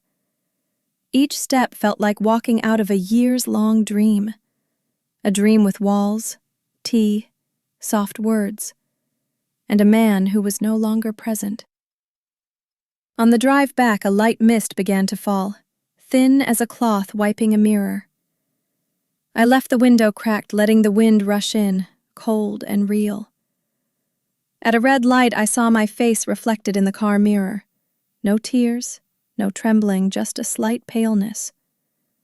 Perhaps this was the first time I clearly saw the woman who had lived for others for too long. My parents' house was at the end of a road lined with maple trees. The front door was already open. My mother stood there, a cleaning cloth still in her hand, her eyes moist but calm. I didn't need to say anything. I just walked in, letting her hold me as if nothing needed explanation. The air inside the house was distinctly different, warm, thick, and peaceful. Breakfast smelled of butter and safety. At the table, my father folded the newspaper, placing it aside. My mother poured tea, the steam rising in a white streak between them. Their eyes said 1,000 words without speaking. There was no, "Are you okay?" No, "What happened?" Only the silence that knew everything. I sat down, my hand touching the edge of the old table. The wood was smooth with age. Here, everything had a history. The spoon, the curtain, even the clock that ticked without hurry. I felt my heart slow down. "You don't have to tell us anything," my mother said, her voice husky. "Your father already guessed." I gave a faint laugh. Guessed or knew? She looked at me, her eyes answering both. My father lifted his teacup, the steam fogging his glasses. "I spoke with Robert," he said. I looked up. That sentence opened a new chapter, the chapter of justice. I remained silent, waiting for him to continue. He spoke slowly. He knows he was silent for too long. And now, he wants to fix it. I gripped the teacup. The warmth transferred through my palm, spreading up my arm, reminding me that there were still men who chose not to remain silent forever. My mother sat beside me, pouring more hot water. "You don't have to go back," she said. "Justice doesn't mean forgiveness." I looked at her, seeing the wrinkles around her eyes, not of age, but of patience. "I know. But maybe, for the first time, I want to see things end the right way." She placed her hand on my shoulder, gently but firmly. "Just don't lose the peace you've just found." I nodded, my eyes drifting toward the window. Outside, the rain had stopped. White light spread onto the porch, smooth as glass. A car drove by, its wheels cutting through the water, the sound sharp and brief, like a period at the end of a long paragraph. My father stood up, walking toward the door. "He will call back. They are meeting with the board of directors. You don't have to worry." I gave a small laugh. I'm not worried about them. I'm just afraid of justice being late. He turned back, looking at me. His voice calm. "Late is better than never." I nodded. In that moment, I understood. Some things don't require an argument, don't require retaliation. They only require the truth to stand in its rightful place, and for those who were once silent to begin speaking. The afternoon passed slowly. I helped my mother wash the dishes, clean the kitchen. The water ran steadily, the gentle clatter of the plates like a heartbeat. My mother asked, "Are you really okay?" I said, "I don't know, but I'm not scared anymore." She smiled, saying nothing more. As the last sunlight streamed through the window frame, I saw a reflection of my face in the water droplet on the table. My eyes were tired but no longer cloudy. I gently placed my palm on my abdomen, a newly formed habit. Outside, the wind carried the scent of damp earth and jasmine. In the distance, the church bell chimed 3 times, round and clear. I closed my eyes. Everything felt peaceful. This peace wasn't an end but an in-between, where one learns to stand up without anyone pulling them. I thought about Colin, about the house, about that white light, and I knew what had just happened wasn't a loss. It was liberation. I wrote a line in my small notebook, the place where I used to record my fears. Day 142. Hearing the crack louder than the words. The sun had set. The house was bathed in the warm gold of the table lamps. My mother put a plate of cookies down, saying, "Eat, stop thinking." I smiled. I was just thinking that, if there's a crack, at least it lets the light in. My father looked up from his newspaper, meeting my eyes, nodding slightly. Night fell. I opened the window, inhaling deeply. The air was cold, clean, and right. In my heart, the clock ticked steadily, as if measuring every beat of a new life beginning. I closed the notebook, looking out at the porch. The white light was still there, soft and honest, not gentle, but enough to see the road ahead. And I knew. I will keep going, this time on legs that no longer tremble. I woke up early that morning. My mother was still asleep. My father sat in his study, flipping through the file pages, the sound of the dry paper steady and low. On the table, his coffee was steaming, the bitter smell mixed with old wood. He looked up as I walked in. "Robert called," he said. "Board meeting this morning." I nodded, asking nothing more. The sentence was enough. They were both shareholders in Colin's company, and in that world, justice sometimes required only a signature. The sky outside was softly gray. I stood by the window, watching the early light reflect off the glass. Below, the yard was covered in fallen maple leaves. Something within me settled, not hope, but silent anticipation. Around noon, my father received the call. He listened, not interrupting, only saying, "Yes," a few times. When he hung up, he looked at me. "It's done. I don't want the details. You don't need them, but you should hear this one thing. No one doubts you anymore." I was silent, my hand resting on the table. It felt like a small stone had been lifted from my chest. In the afternoon, the email arrived. Brief, cold, official. Colin Hale. Terminated due to discriminatory behavior against a pregnant employee. I read it multiple times, the black letters sharp against the white background. There was no sense of triumph, no revenge. I didn't feel elated, only that the room was excessively bright. That light, white, direct, and shadowless. Like a knife had just cut through, leaving no blood. I sat down looking at my hands. They were calm, no longer shaking. Robert called that evening. His voice was deep and husky, like a man who had traveled a long distance. "I won't defend my son, but I want to return what was taken. I don't need money." "I know," he said. "Not money. Honor." The next morning, the mail carrier knocked. A thick envelope, stiff paper, printed with the Hale and Clark logo.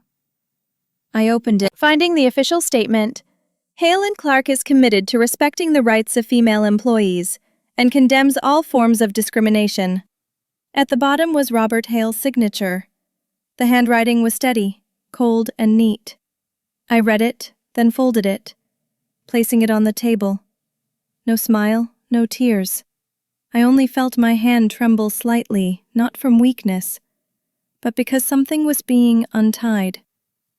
In the afternoon, I drove past the company headquarters. The tall glass building, light reflecting off it like water. I stopped for a few seconds at the red light. In that moment, I saw my reflection in the window of the third floor, faint but real. No one saw me. I didn't need them to. On the way home, the radio played an old song.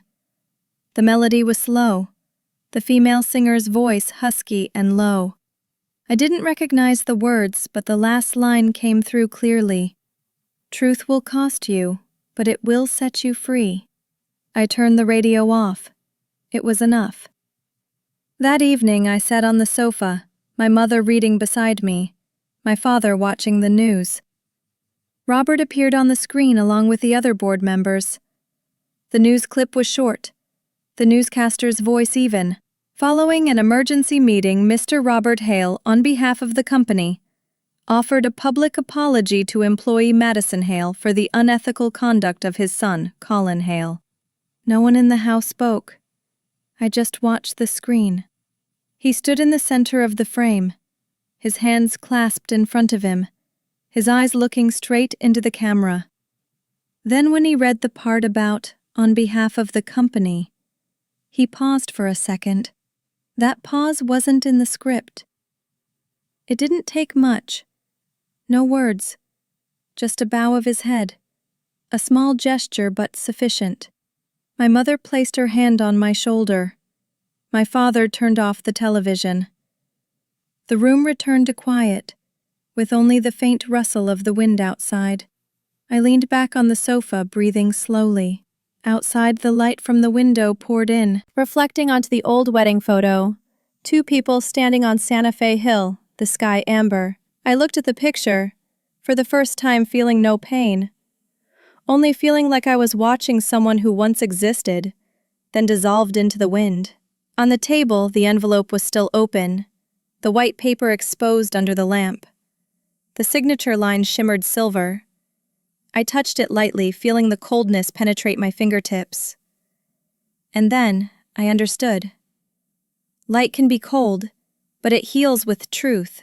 I gently folded the paper, putting it into the drawer. Everything was enough. No need for public statements. No need for another apology. Just the knowledge that finally, What had been bent was corrected to its true axis. Outside on the porch, a light rain fell. The lights reflected on the wet ground, spreading into a white halo, beautiful in a sorrowful way. I opened the window. The cold air rushed in, carrying the familiar metallic scent, the smell of justice, of ending, and of beginning. I took my pen and wrote in my notebook, Day 156. The truth is not gentle, but it is fair. Then I closed the journal and turned off the light. In the darkness, the light from outside still entered, not glaring, not soft, just right. I lay down knowing that sleep would come slowly tonight, but peacefully. The morning after the news broke, I received the first text message. His name appeared on the screen like an old shadow. I was manipulated. I'm tired. I want to start over. No periods, no greeting. Each word appeared like a fresh bruise, cold and purple. I put the phone down on the table. Outside it had just started raining. The raindrops tapped steadily on the window pane, sounding like someone gently knocking on a memory. I didn't open the second text, but the notification kept lighting up. New message from Colin Hale. I walked to the stove to make tea. The water boiled loudly, the heat wafting onto my face, forcing me to close my eyes. When I opened them, I saw my reflection in the window. Flat, peaceful, no longer scared. I read the next text. I miss you. 2 words, as empty as a recently cleaned room. I looked at the screen, seeing my shadow in it, a face that no longer belonged to the past. There was nothing to say back. No words were necessary. I sat down, picked up my teacup, inhaling the warm scent of chamomile. Outside, the rain grew heavier. A small part of me wanted to ask, why now? But the rest of me was just tired. Some men only learn to regret when the audience has left. The phone vibrated again. You don't understand. Mom pressured me. I never meant to hurt you. We can start over, for real this time. The lines kept appearing, intertwining like vines trying to grip a rotting wall. I typed a line, then deleted it. Typed again. Don't contact me. Deleted that too. Finally, I just looked at the bright screen, whispering without sending it. You just miss being forgiven. I said it for myself, not for him. Silence flooded the room. The clock ticked slowly. I thought about the years that had passed, about the woman who once believed that love could heal everything. Then I understood. Sometimes, it's the wrong kind of love that causes people to fade away. In the afternoon, Robert called. His voice was calm, quieter than usual. I just wanted to tell you everything is done. No one is making excuses for him anymore. I know, I replied. Thank you, he said after a long beat, for enduring until the light came back. I didn't answer. I just listened to the steady sound of the rain on the other end of the line. When he hung up, I looked outside. The wet road gleamed like a mirror, reflecting the blurred but real shadows of passing cars. I opened my phone again. 12 unread messages. I scrolled past them, not stopping at any line. Some started with I'm sorry. A few others ended with I love you. All were too late. My finger deleted the messages one by one. The screen lit up and faded. It felt like pulling nails out of my chest. Each deleted text was a breath returning. When they were all gone, I put the phone down, gently, as if placing a stone into a river. No sound, no echo, only a final calm. That evening, Robert sent a short email. If you need financial support for the birth, I will cover it. No strings attached, just responsibility. I read it, feeling a softening in my heart. The man who had been silent had finally acted, not with words, but with deeds. There was no I'm sorry, no explanation. Only one final line. Justice doesn't undo pain, but it keeps it from spreading. I didn't reply. I just saved the email. Not because I needed it, but because it felt like a latch, closing all the past. At night, the rain stopped. I opened the window. The wind rushed in, carrying the scent of damp earth and jasmine. The street lights outside were still bright but no longer blinding. I sat on the floor, leaning against the wall, listening to my steady heartbeat. I thought of Colin, of the way he called starting over as if love were a reset button. No, I thought. What we lost wasn't love, it was the truth. And no one can take that back. I poured more water into the teapot, the sound of water hitting the ceramic small and clear. No need for anyone beside me. No need for an audience. Just me and the sound of steam rising, dissolving into the air. I wrote in my notebook the script slow and neat. Day 170. Forgiveness is not for others but for your own breath. Then I closed the notebook and blew out the small candle on the table. In the dark, the light from outside filtered through the gap in the curtains, soft white and thin. It touched my wrist, cold but real, like a reminder that the silent things are sometimes stronger than any cry. I lay down, my hand on my chest. No more nails, only a heart, beating, peaceful, and in the right place. That morning the house was silent, as if it had been washed clean by the wind. The rain had stopped overnight, leaving the porch wet and the scent of damp earth lingering on the curtains. I made a cup of tea and sat down in the chair near the window. White light fell across the tabletop, spreading into a long streak, cold yet gentle.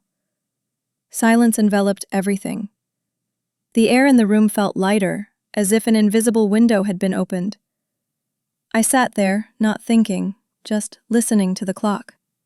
Each steady tick felt like remeasuring my own breath after too many days of tension. The phone rested on the table. No more messages, no more of his name. I coiled the charging cord, put it away in a drawer, and then said quietly, not directed at anyone, "I let go a long time ago." No one answered, but the statement vanished, and I heard the peacefulness in my heart. A soft knock came at the front door. I slowly went to open it. A girl stood there, her hair damp, her eyes red-rimmed. "I'm Emily." I nodded, inviting her in. Her voice was trembling, small, like a thread about to snap. "I didn't know he was still married." I didn't feel anger, only a thin, cold sadness, like moisture condensed on a window pane. I poured her a glass of water, gently pushing it forward. "Sit down." She sat, her hands clasped tightly. I let her be silent for a moment, then heard her words tumble out, fast, urgent. "His mother said you had left." I looked at her. His mother? "Patricia. She said you no longer wanted to be his wife, no longer loved him, were no longer here." I was silent, hearing the footsteps of the past walking through. Each word was like a creak on old wooden floorboards, rattling but then settling down. "I believed her," she said, her eyes watering. "I truly believed her. He said you were fine." I nodded. He always said everything was fine, even when it was on fire. She bowed her head. "I'm sorry. I didn't come here to make excuses, just to say, I've left." I looked at her for a moment longer, then smiled lightly. No need for an apology. We've all believed in people who know how to say the right things. Silence fell again. Outside, the sun was beginning to rise, reflecting off the water droplets still clinging to the window frame. That light was no longer harsh as before, but clear like newly dried ink. "Do you hate him?" she asked. I shook my head. "No. Hate is a rope that ties you to the thing you're trying to leave." She swallowed her tears. "You seem too calm." "I'm just tired of fighting with people who don't know what they've lost." She sat still, smoothing the edge of her skirt. Her fingernails were chipped. A very young person, carrying in her eyes the image of myself from a few years ago, trying to explain love, then forgetting herself in the process. "What will the company do to him?" she asked softly. "Not much," I said. "The file is closed. Internal disciplinary action, no public penalty. Justice sometimes comes in cold ink, no sound, no blood, just a few dry words." "But is that fair?" "I don't know, but it's enough for me not to have to write another page." She looked at me, then sighed. "I think he is scared too." "Good," I replied. "Fear is the first sign of awareness." She offered a sad smile. "I wish I hadn't believed him." "No. Belief is the only way to understand. Just don't believe twice." Outside the window, a sparrow chirped. Single, scattered sounds. I stood up, taking a tissue, handing it to her. "You will be fine." She looked at me, surprised. "How do you know?" "Because I was once right in that same spot, and I'm still sitting here."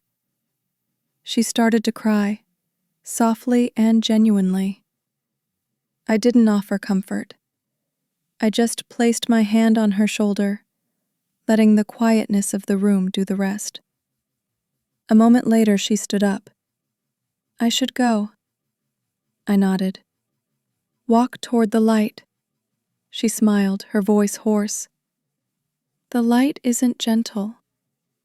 "I know," I said, "but it's true." As the door closed, I stood watching through the glass. The sunlight fell onto her back, small, trembling, But moving forward. I returned to the table and picked up my notebook. I opened it to a new page, the writing slightly slanted. Day 186. Justice does not warm the heart, but it makes the air easier to breathe. The ink was still wet. I waited for it to dry, then closed the journal. On the table, the tea had grown cold.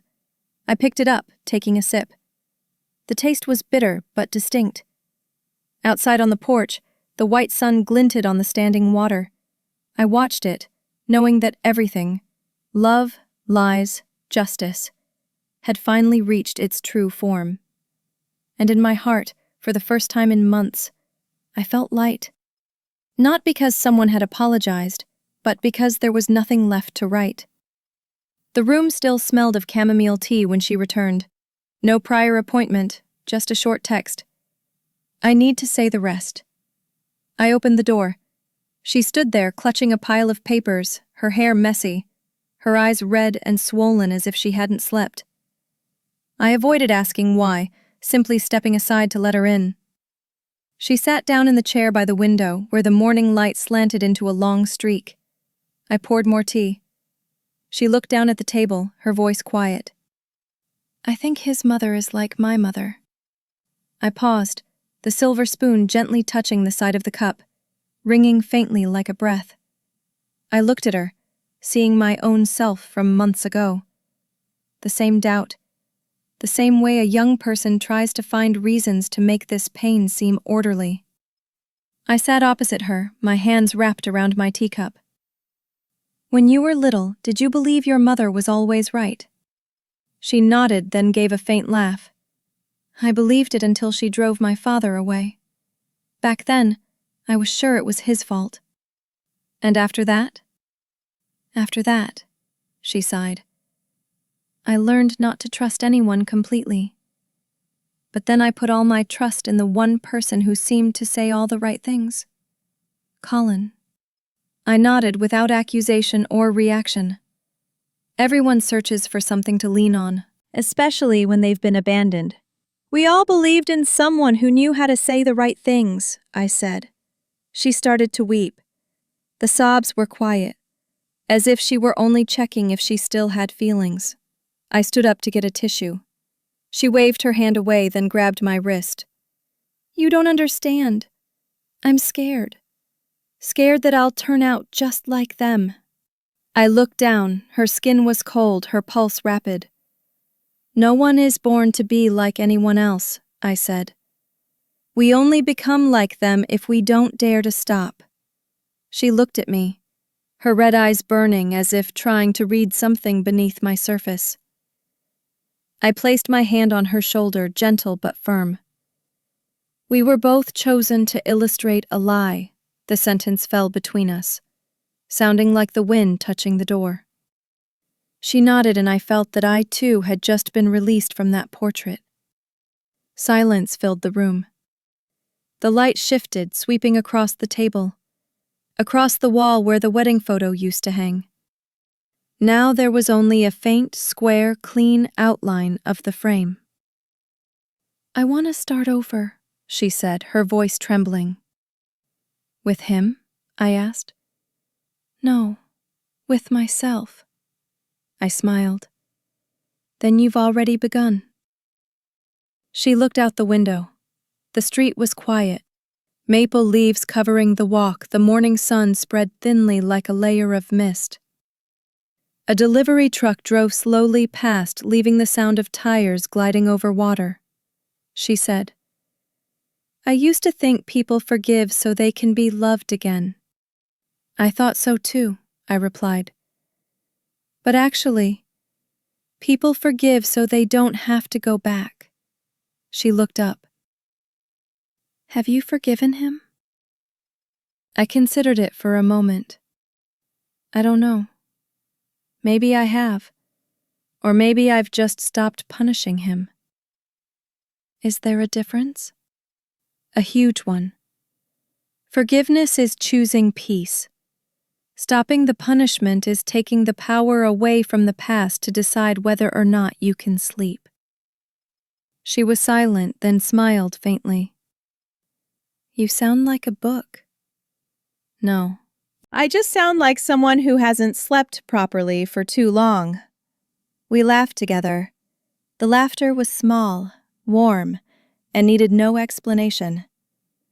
Outside, the sun was fully up. The light touched the window, reflecting into shimmering streaks on the wall. I stood up, opening the door slightly to let the air in. The wind blew through, carrying the scent of wood and moisture. She picked up her bag. I have to go. I want to go somewhere else, to start fresh. Go, I said. Here, the light is enough. She looked around one last time as if wanting to memorize the room. I didn't think you would be so kind. I'm not kind, I replied. I've just stopped fighting my own shadow. She smiled, her eyes still red but brighter. If I can, I want to be as strong as you are someday. I shook my head. You just need to be true to yourself. Strength is a consequence, not a goal. She hugged me very gently. The embrace was not heavy, not apologetic, just two women connecting in a moment of shared understanding. I patted her back softly, then let go. She walked out the door. The light slanted onto the floor, covering her hair in a faint gold. As she turned back, a brief smile on her face, I knew she would be fine. The door closed, the latch clicking softly like a farewell. The light slanted, illuminating the space between the two cold teacups. I stood still. Forgiveness needs no audience. I turned back, opened my notebook, and wrote a single line. Day 192. Every time the light changes its angle, the past loses a little more of its power. My pen paused, the ink still wet. I put the pen down, leaning back in the chair. Outside, the distant church bell chimed. 3 steady beats. I closed my eyes, taking a deep breath. In my breath was the scent of tea, wood, and peace. a scent no one could ever take away again. The news spread faster than I expected. Within the week, a small line appeared in the finance section. Colin Hale has departed from Hale & Clark after fulfilling his compensation obligations. No details, no comment. Just a fleeting piece of news amidst dry figures. But I knew the story didn't end there. Robert had made him pay back every cent of the compensation, not for honor, but for principle. In a short phone call, he said, "He needs to understand that silence comes at a price, not to punish, but so he remembers the cost of silence." I listened to him, his voice husky and steady, like someone who had just walked a long distance only to admit their own wrong. I didn't reply. We both understood that justice was no longer in the document, but in the choice each person made afterward. Colin moved out of town. I don't know where he went, and I don't need to. When his name dropped off the contact list in my phone, I felt as if a room in my mind had just been thoroughly cleaned. And Patricia lost her standing, but still smiled in church. I saw her once, from a distance, during Sunday morning service. She wore a pale blue dress, her old pearl necklace, sitting in the second row. Still that same smile, soft, measured, as if nothing had ever happened. People looked, whispered, and moved on. The mask might be cracked, but she didn't know it. I was no longer angry. I only felt pity for a woman who had spent her entire life perfecting the image of the ideal mother while forgetting her own true face. Perhaps she was hurt too, but she never learned how to stop the cycle. One early winter afternoon, I received a handwritten letter from Robert. Stiff ivory paper, written with dark blue fountain pen ink. The strokes slanted right, strong yet slightly shaky. I opened the envelope. The scent of new ink and old paper wafted up. "I was silent for too long, since Colin was a child.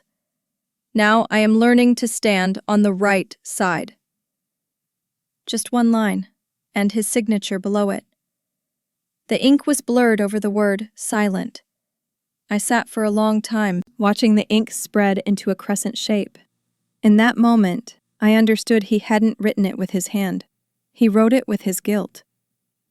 I took a pen and wrote a few lines in response. "Thank you for finally speaking up. Some mistakes can't be erased, but we can choose how to live the rest of our lives." Then I didn't send it. Some letters only need to be written, not delivered. A week later, he called. "Can I come see the grandchild?" His voice was small, with the slight hesitation of a man accustomed to giving orders but now asking permission. I agreed to let him meet the baby. On Saturday afternoon, he arrived. No driver, no flowers, no camera, no gifts. Just a man visibly aged, wearing an ash-gray coat, his eyes shadowed with fatigue. When I opened the door, he stood still for a moment, as if unsure what to say. "Hello, Madison," he said. I nodded, avoiding the word Dad. Between us, all titles carried the past. June lay in a bassinet near the window, her tiny hands reaching into the air, her face rosy. He looked at the baby for a very long time, then knelt down, slowly and carefully, as if afraid of breaking something. He said nothing, just gently placed both hands on the edge of the bassinet. I saw his hands tremble, but his eyes were bright. After a moment, he said softly, "Her eyes. She's not afraid of the light." That sentence made me turn away. I looked outside, through the window pane. The sky was overcast, but a small streak of sunlight broke through, landing right on the bassinet. June stirred slightly, her hand gripping the air. I heard him take a deep breath. I thought I taught my son to be strong. Now I understand. I should have taught him to be honest. I didn't reply. I just stood there, listening. Between us, the silence was no longer heavy. It was like a space to breathe, for both sides. He stayed for about 20 minutes. When he stood up, he gave a slight nod, like a bow to the entire past. "Thank you for letting me see her," he said. I simply said, "Thank you for coming alone." He smiled, a real smile, thin and gentle. As he walked out the door, the afternoon light slanted, covering his shoulder with a silver glow. He turned back, about to say something, then stopped. I understood. Some apologies don't need to be heard, only thought. I looked through the window, watching him walk slowly down the steps, his posture slightly hunched, his hands in his coat pockets. The wind blew through the trees, sweeping a few dry leaves around him. He didn't swat them away, just let them fly. I picked up June, holding her close to my shoulder. The baby opened her eyes, looking around, her gaze innocent, as if the whole world had never known a lie. I kissed her forehead, whispering, "That's your grandfather, the man who is learning to be honest." Outside on the porch, the wind was gentle. On the table, Robert's letter was still open, the blue ink faded. I didn't put it away, nor did I tear it up. Some pieces of paper don't need to be kept, but they shouldn't be discarded either, because they prove that change once occurred. I turned off the lamp, letting the last light of the day do the rest. In the small house, only 3 people remained. Me, the child, and those who remain. The people who are relearning how to stand on the side of the light, even if late. That day, the sky was unusually clear. White sunlight covered the porch, reflecting off the glass windows like a flat body of water. Robert arrived sooner than I expected. He didn't call ahead, just knocked 3 times, then stood waiting with his hat in his hand. I opened the door. No pleasantries, no awkwardness. Just 2 people tired of explanations. I stepped aside. He walked in, his leather shoes wet with dew.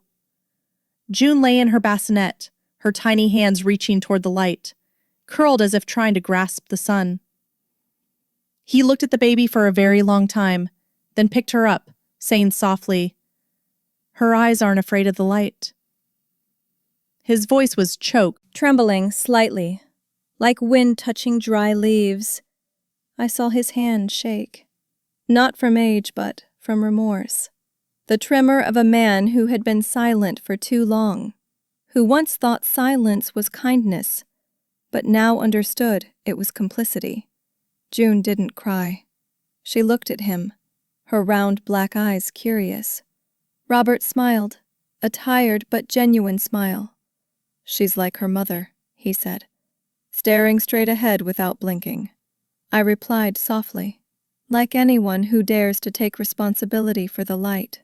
The only sounds in the room were the baby's breathing and the clock on the wall. No one tried to say more. Everything necessary had been conveyed through a glance. When he put her back down, the bassinet gently rocked, emitting a sound as soft as a breath of wind. He lightly pulled the blanket over her. His hand touched the white fabric, and the sunlight shining on his skin made it seem illuminated, as if washed clean of all the silent years.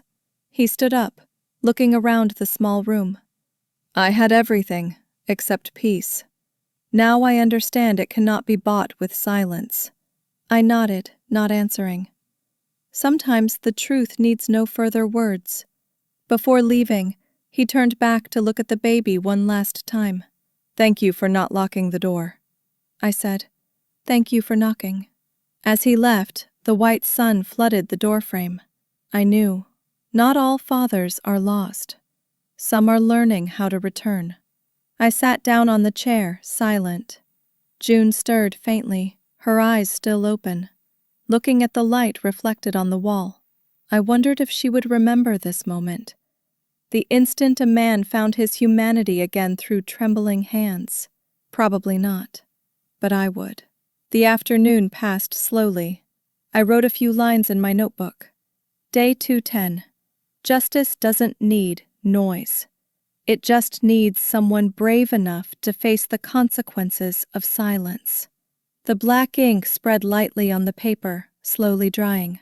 I closed the journal, placed it on the table, and picked up my baby. Time flowed like a breath. The next month, the season changed. The sky shifted toward summer. There were no more long rains, only a thick white sunlight spread like a cloth across the city. The house was bathed in light. On a morning in late June, my labor began. My mother held my hand, her eyes calmer than I expected. I only heard the running of the second hand, the nurse's instructions on breathing, and the warm wind from the window. When the final wave of pain surged, I didn't scream, only squeezed my mother's hand tightly. June was born amidst the sigh of summer, and her cry tore through every remaining shadow.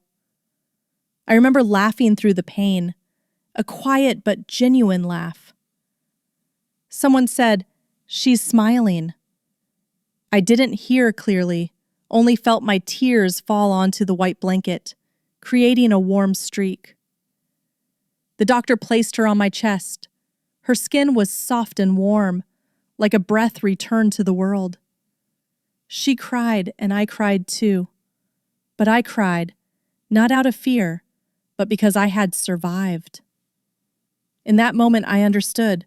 Life itself is sometimes the only response. Not a response to anyone else, but to oneself, to all the days spent not giving up.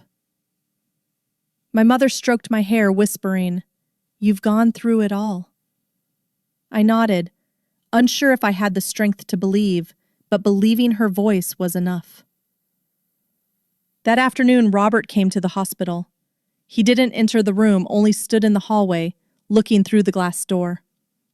When our eyes met, he touched his fingers to his coat lapel, a small gesture like a promise. I nodded back, no words needed. As he turned away, I saw his figure merge with the sunlight. The light surrounded him, white and real. No noise, no brilliance, just right. June slept soundly, her hand gripping the edge of my gown. I pressed my lips to her forehead. The room was quiet, with only her small heartbeat mixing with my mother's steady breathing. I closed my eyes, letting the warmth of my child spread through my chest. Outside, the sun remained white, so clear it was hard to look at directly for long. But I didn't need to hide anymore. I had learned how to stay with it. In my heart, all voices, all memories, all fears had dissolved, like foam after a summer rain.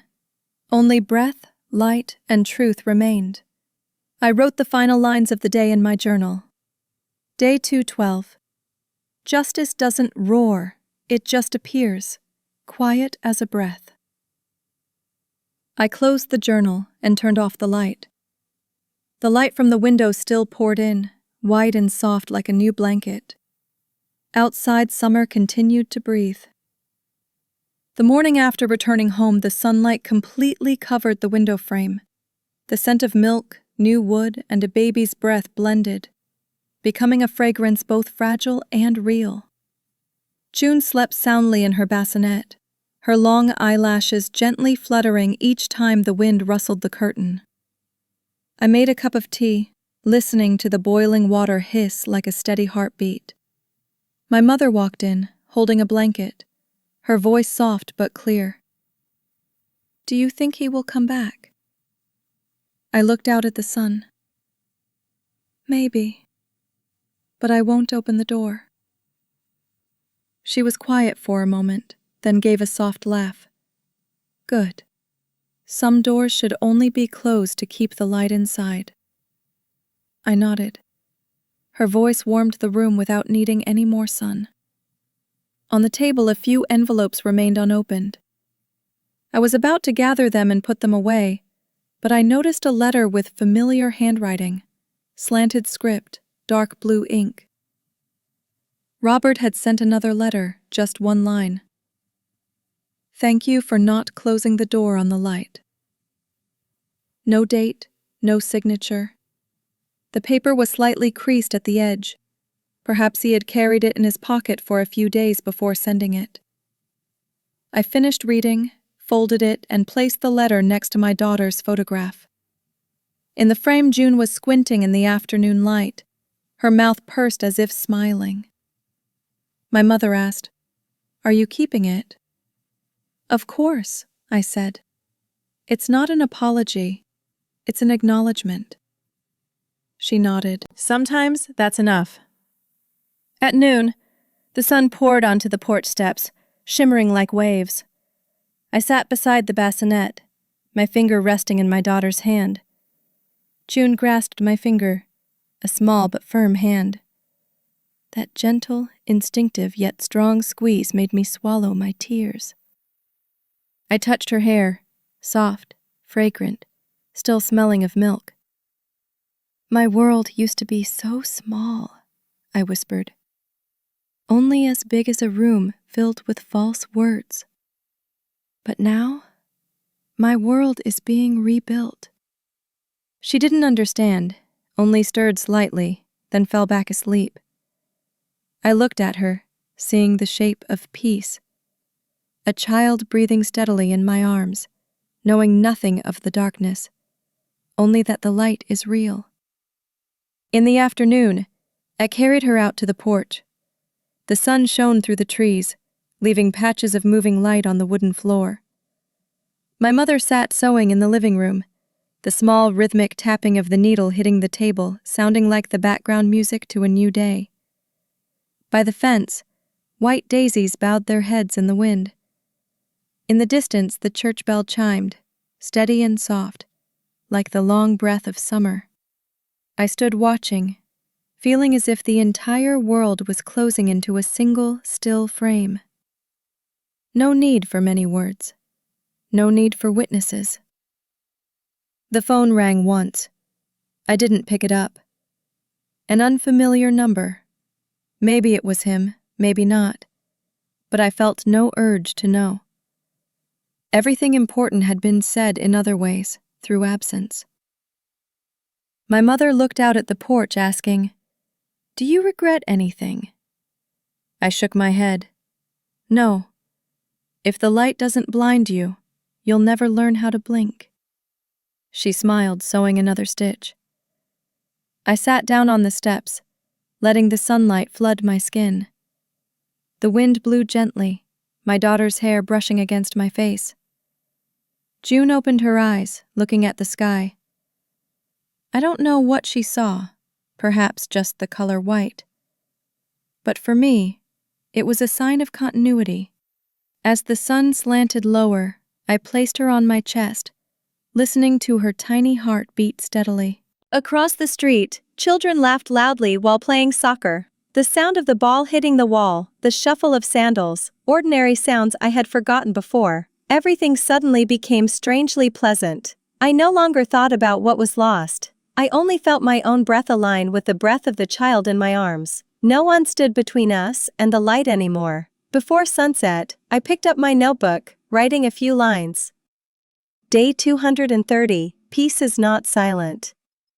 It just doesn't need explanation. The ink spread slowly, drying, leaving my fingerprint on the edge of the paper. I put the pen down, lifting my head to look out the window. The last light of the day was sliding across the porch, pale gold, thin, like the final breath of a dissolved dream. June smiled faintly in her sleep, her tiny breath steady. I smiled back, meeting no reason. I understood. This is what every long journey aims for, not victory, not an end, but the peace of the heart. Outside, the sky was still bright. Inside, everything was bright, too. There was no longer any distance between the two. I closed the journal, taking a deep breath, letting the scent of tea, milk, and sunshine blend into one. If anyone asks, I will tell them, my light is named June, and it will never go out. The morning was strangely quiet. No bells, no traffic noise. Only the wind sweeping across the porch, carrying the scent of the lavender my mother had hung by the window. I sat on the wooden chair, rereading my old journal. Day 40, being treated like drama. I laughed, not loudly, just enough for my breath to brush the paper. I laughed, clearly hearing my own pulse through the pages. The first pages were faded with old tears. The handwriting was slanted, sometimes blurred, as if written with a trembling hand. Day 73, he said I was too sensitive. Day 112, I stopped explaining. Day 130, silence has become our common language. I read it all, skipping no line. Every letter was a heartbeat that had once strayed, now brought back home. The window was open. The wind blew through June's hair. She sat in my lap, gripping a crayon, drawing on the white paper. The first scribbles, a sun shaped like a flower, a square house, 2 people holding hands. The white light covered mother and daughter, soft yet sharp. I looked at her, remembering the light from years ago, the light I once thought was salvation, which turned out to be just a reflection on water. This light now promises nothing. It is simply here, honest, pouring through the window without permission. I leaned down and whispered, "No one gets to define our light anymore, yours and mine." The voice was small but loud enough for the universe to hear. She didn't reply, just smiled, her baby teeth flashing white in the sun. The gentle laughter resonated, spreading across the room like small waves. I kissed her forehead, the warmth and softness stinging my eyes. I put the journal on the table. I closed it, setting it down as if burying a past. The last page needed no period, only a breath. I left the cover facing up, as if the old words could dissolve into the light, becoming part of the air. Outside the window, the church bell chimed, 3 beats. My mother was watering the flowers on the porch, the water splashing on the tiles, glittering like glass fragments. Robert still sent a letter every month, short, telling no stories, just a single line. "How is June?" I always replied, "She is growing." Nothing more, nothing less. The silence between those 2 lines was the fairest thing we had. Colin never returned. The news said he had moved to Denver, working for a small company. I didn't look for him. Forgiveness doesn't mean waiting for someone else to change. It means being calm enough not to need to know. As the afternoon waned, the light turned yellow. June was napping, her hair spread on my shoulder. I sat still, looking out at the yard. On the fence, a sparrow pecked at seeds. The wind blew, leaves rustled. The light gently flickered. The scene was so ordinary that I realized peace was never the absence of sound, but the absence of the argument within us. I stroked her hair, whispering, "You'll understand someday. The light isn't gentle with everyone, but it is fair." She stirred, her lips moving faintly as if speaking in a dream. I placed my finger on her mouth, softly, "Shh," then smiled to myself. I stood up, opening the window wider. The light rushed in, strong enough to make me squint, but I didn't turn away. I let it flood my skin, my hair, every fiber of wood in the house.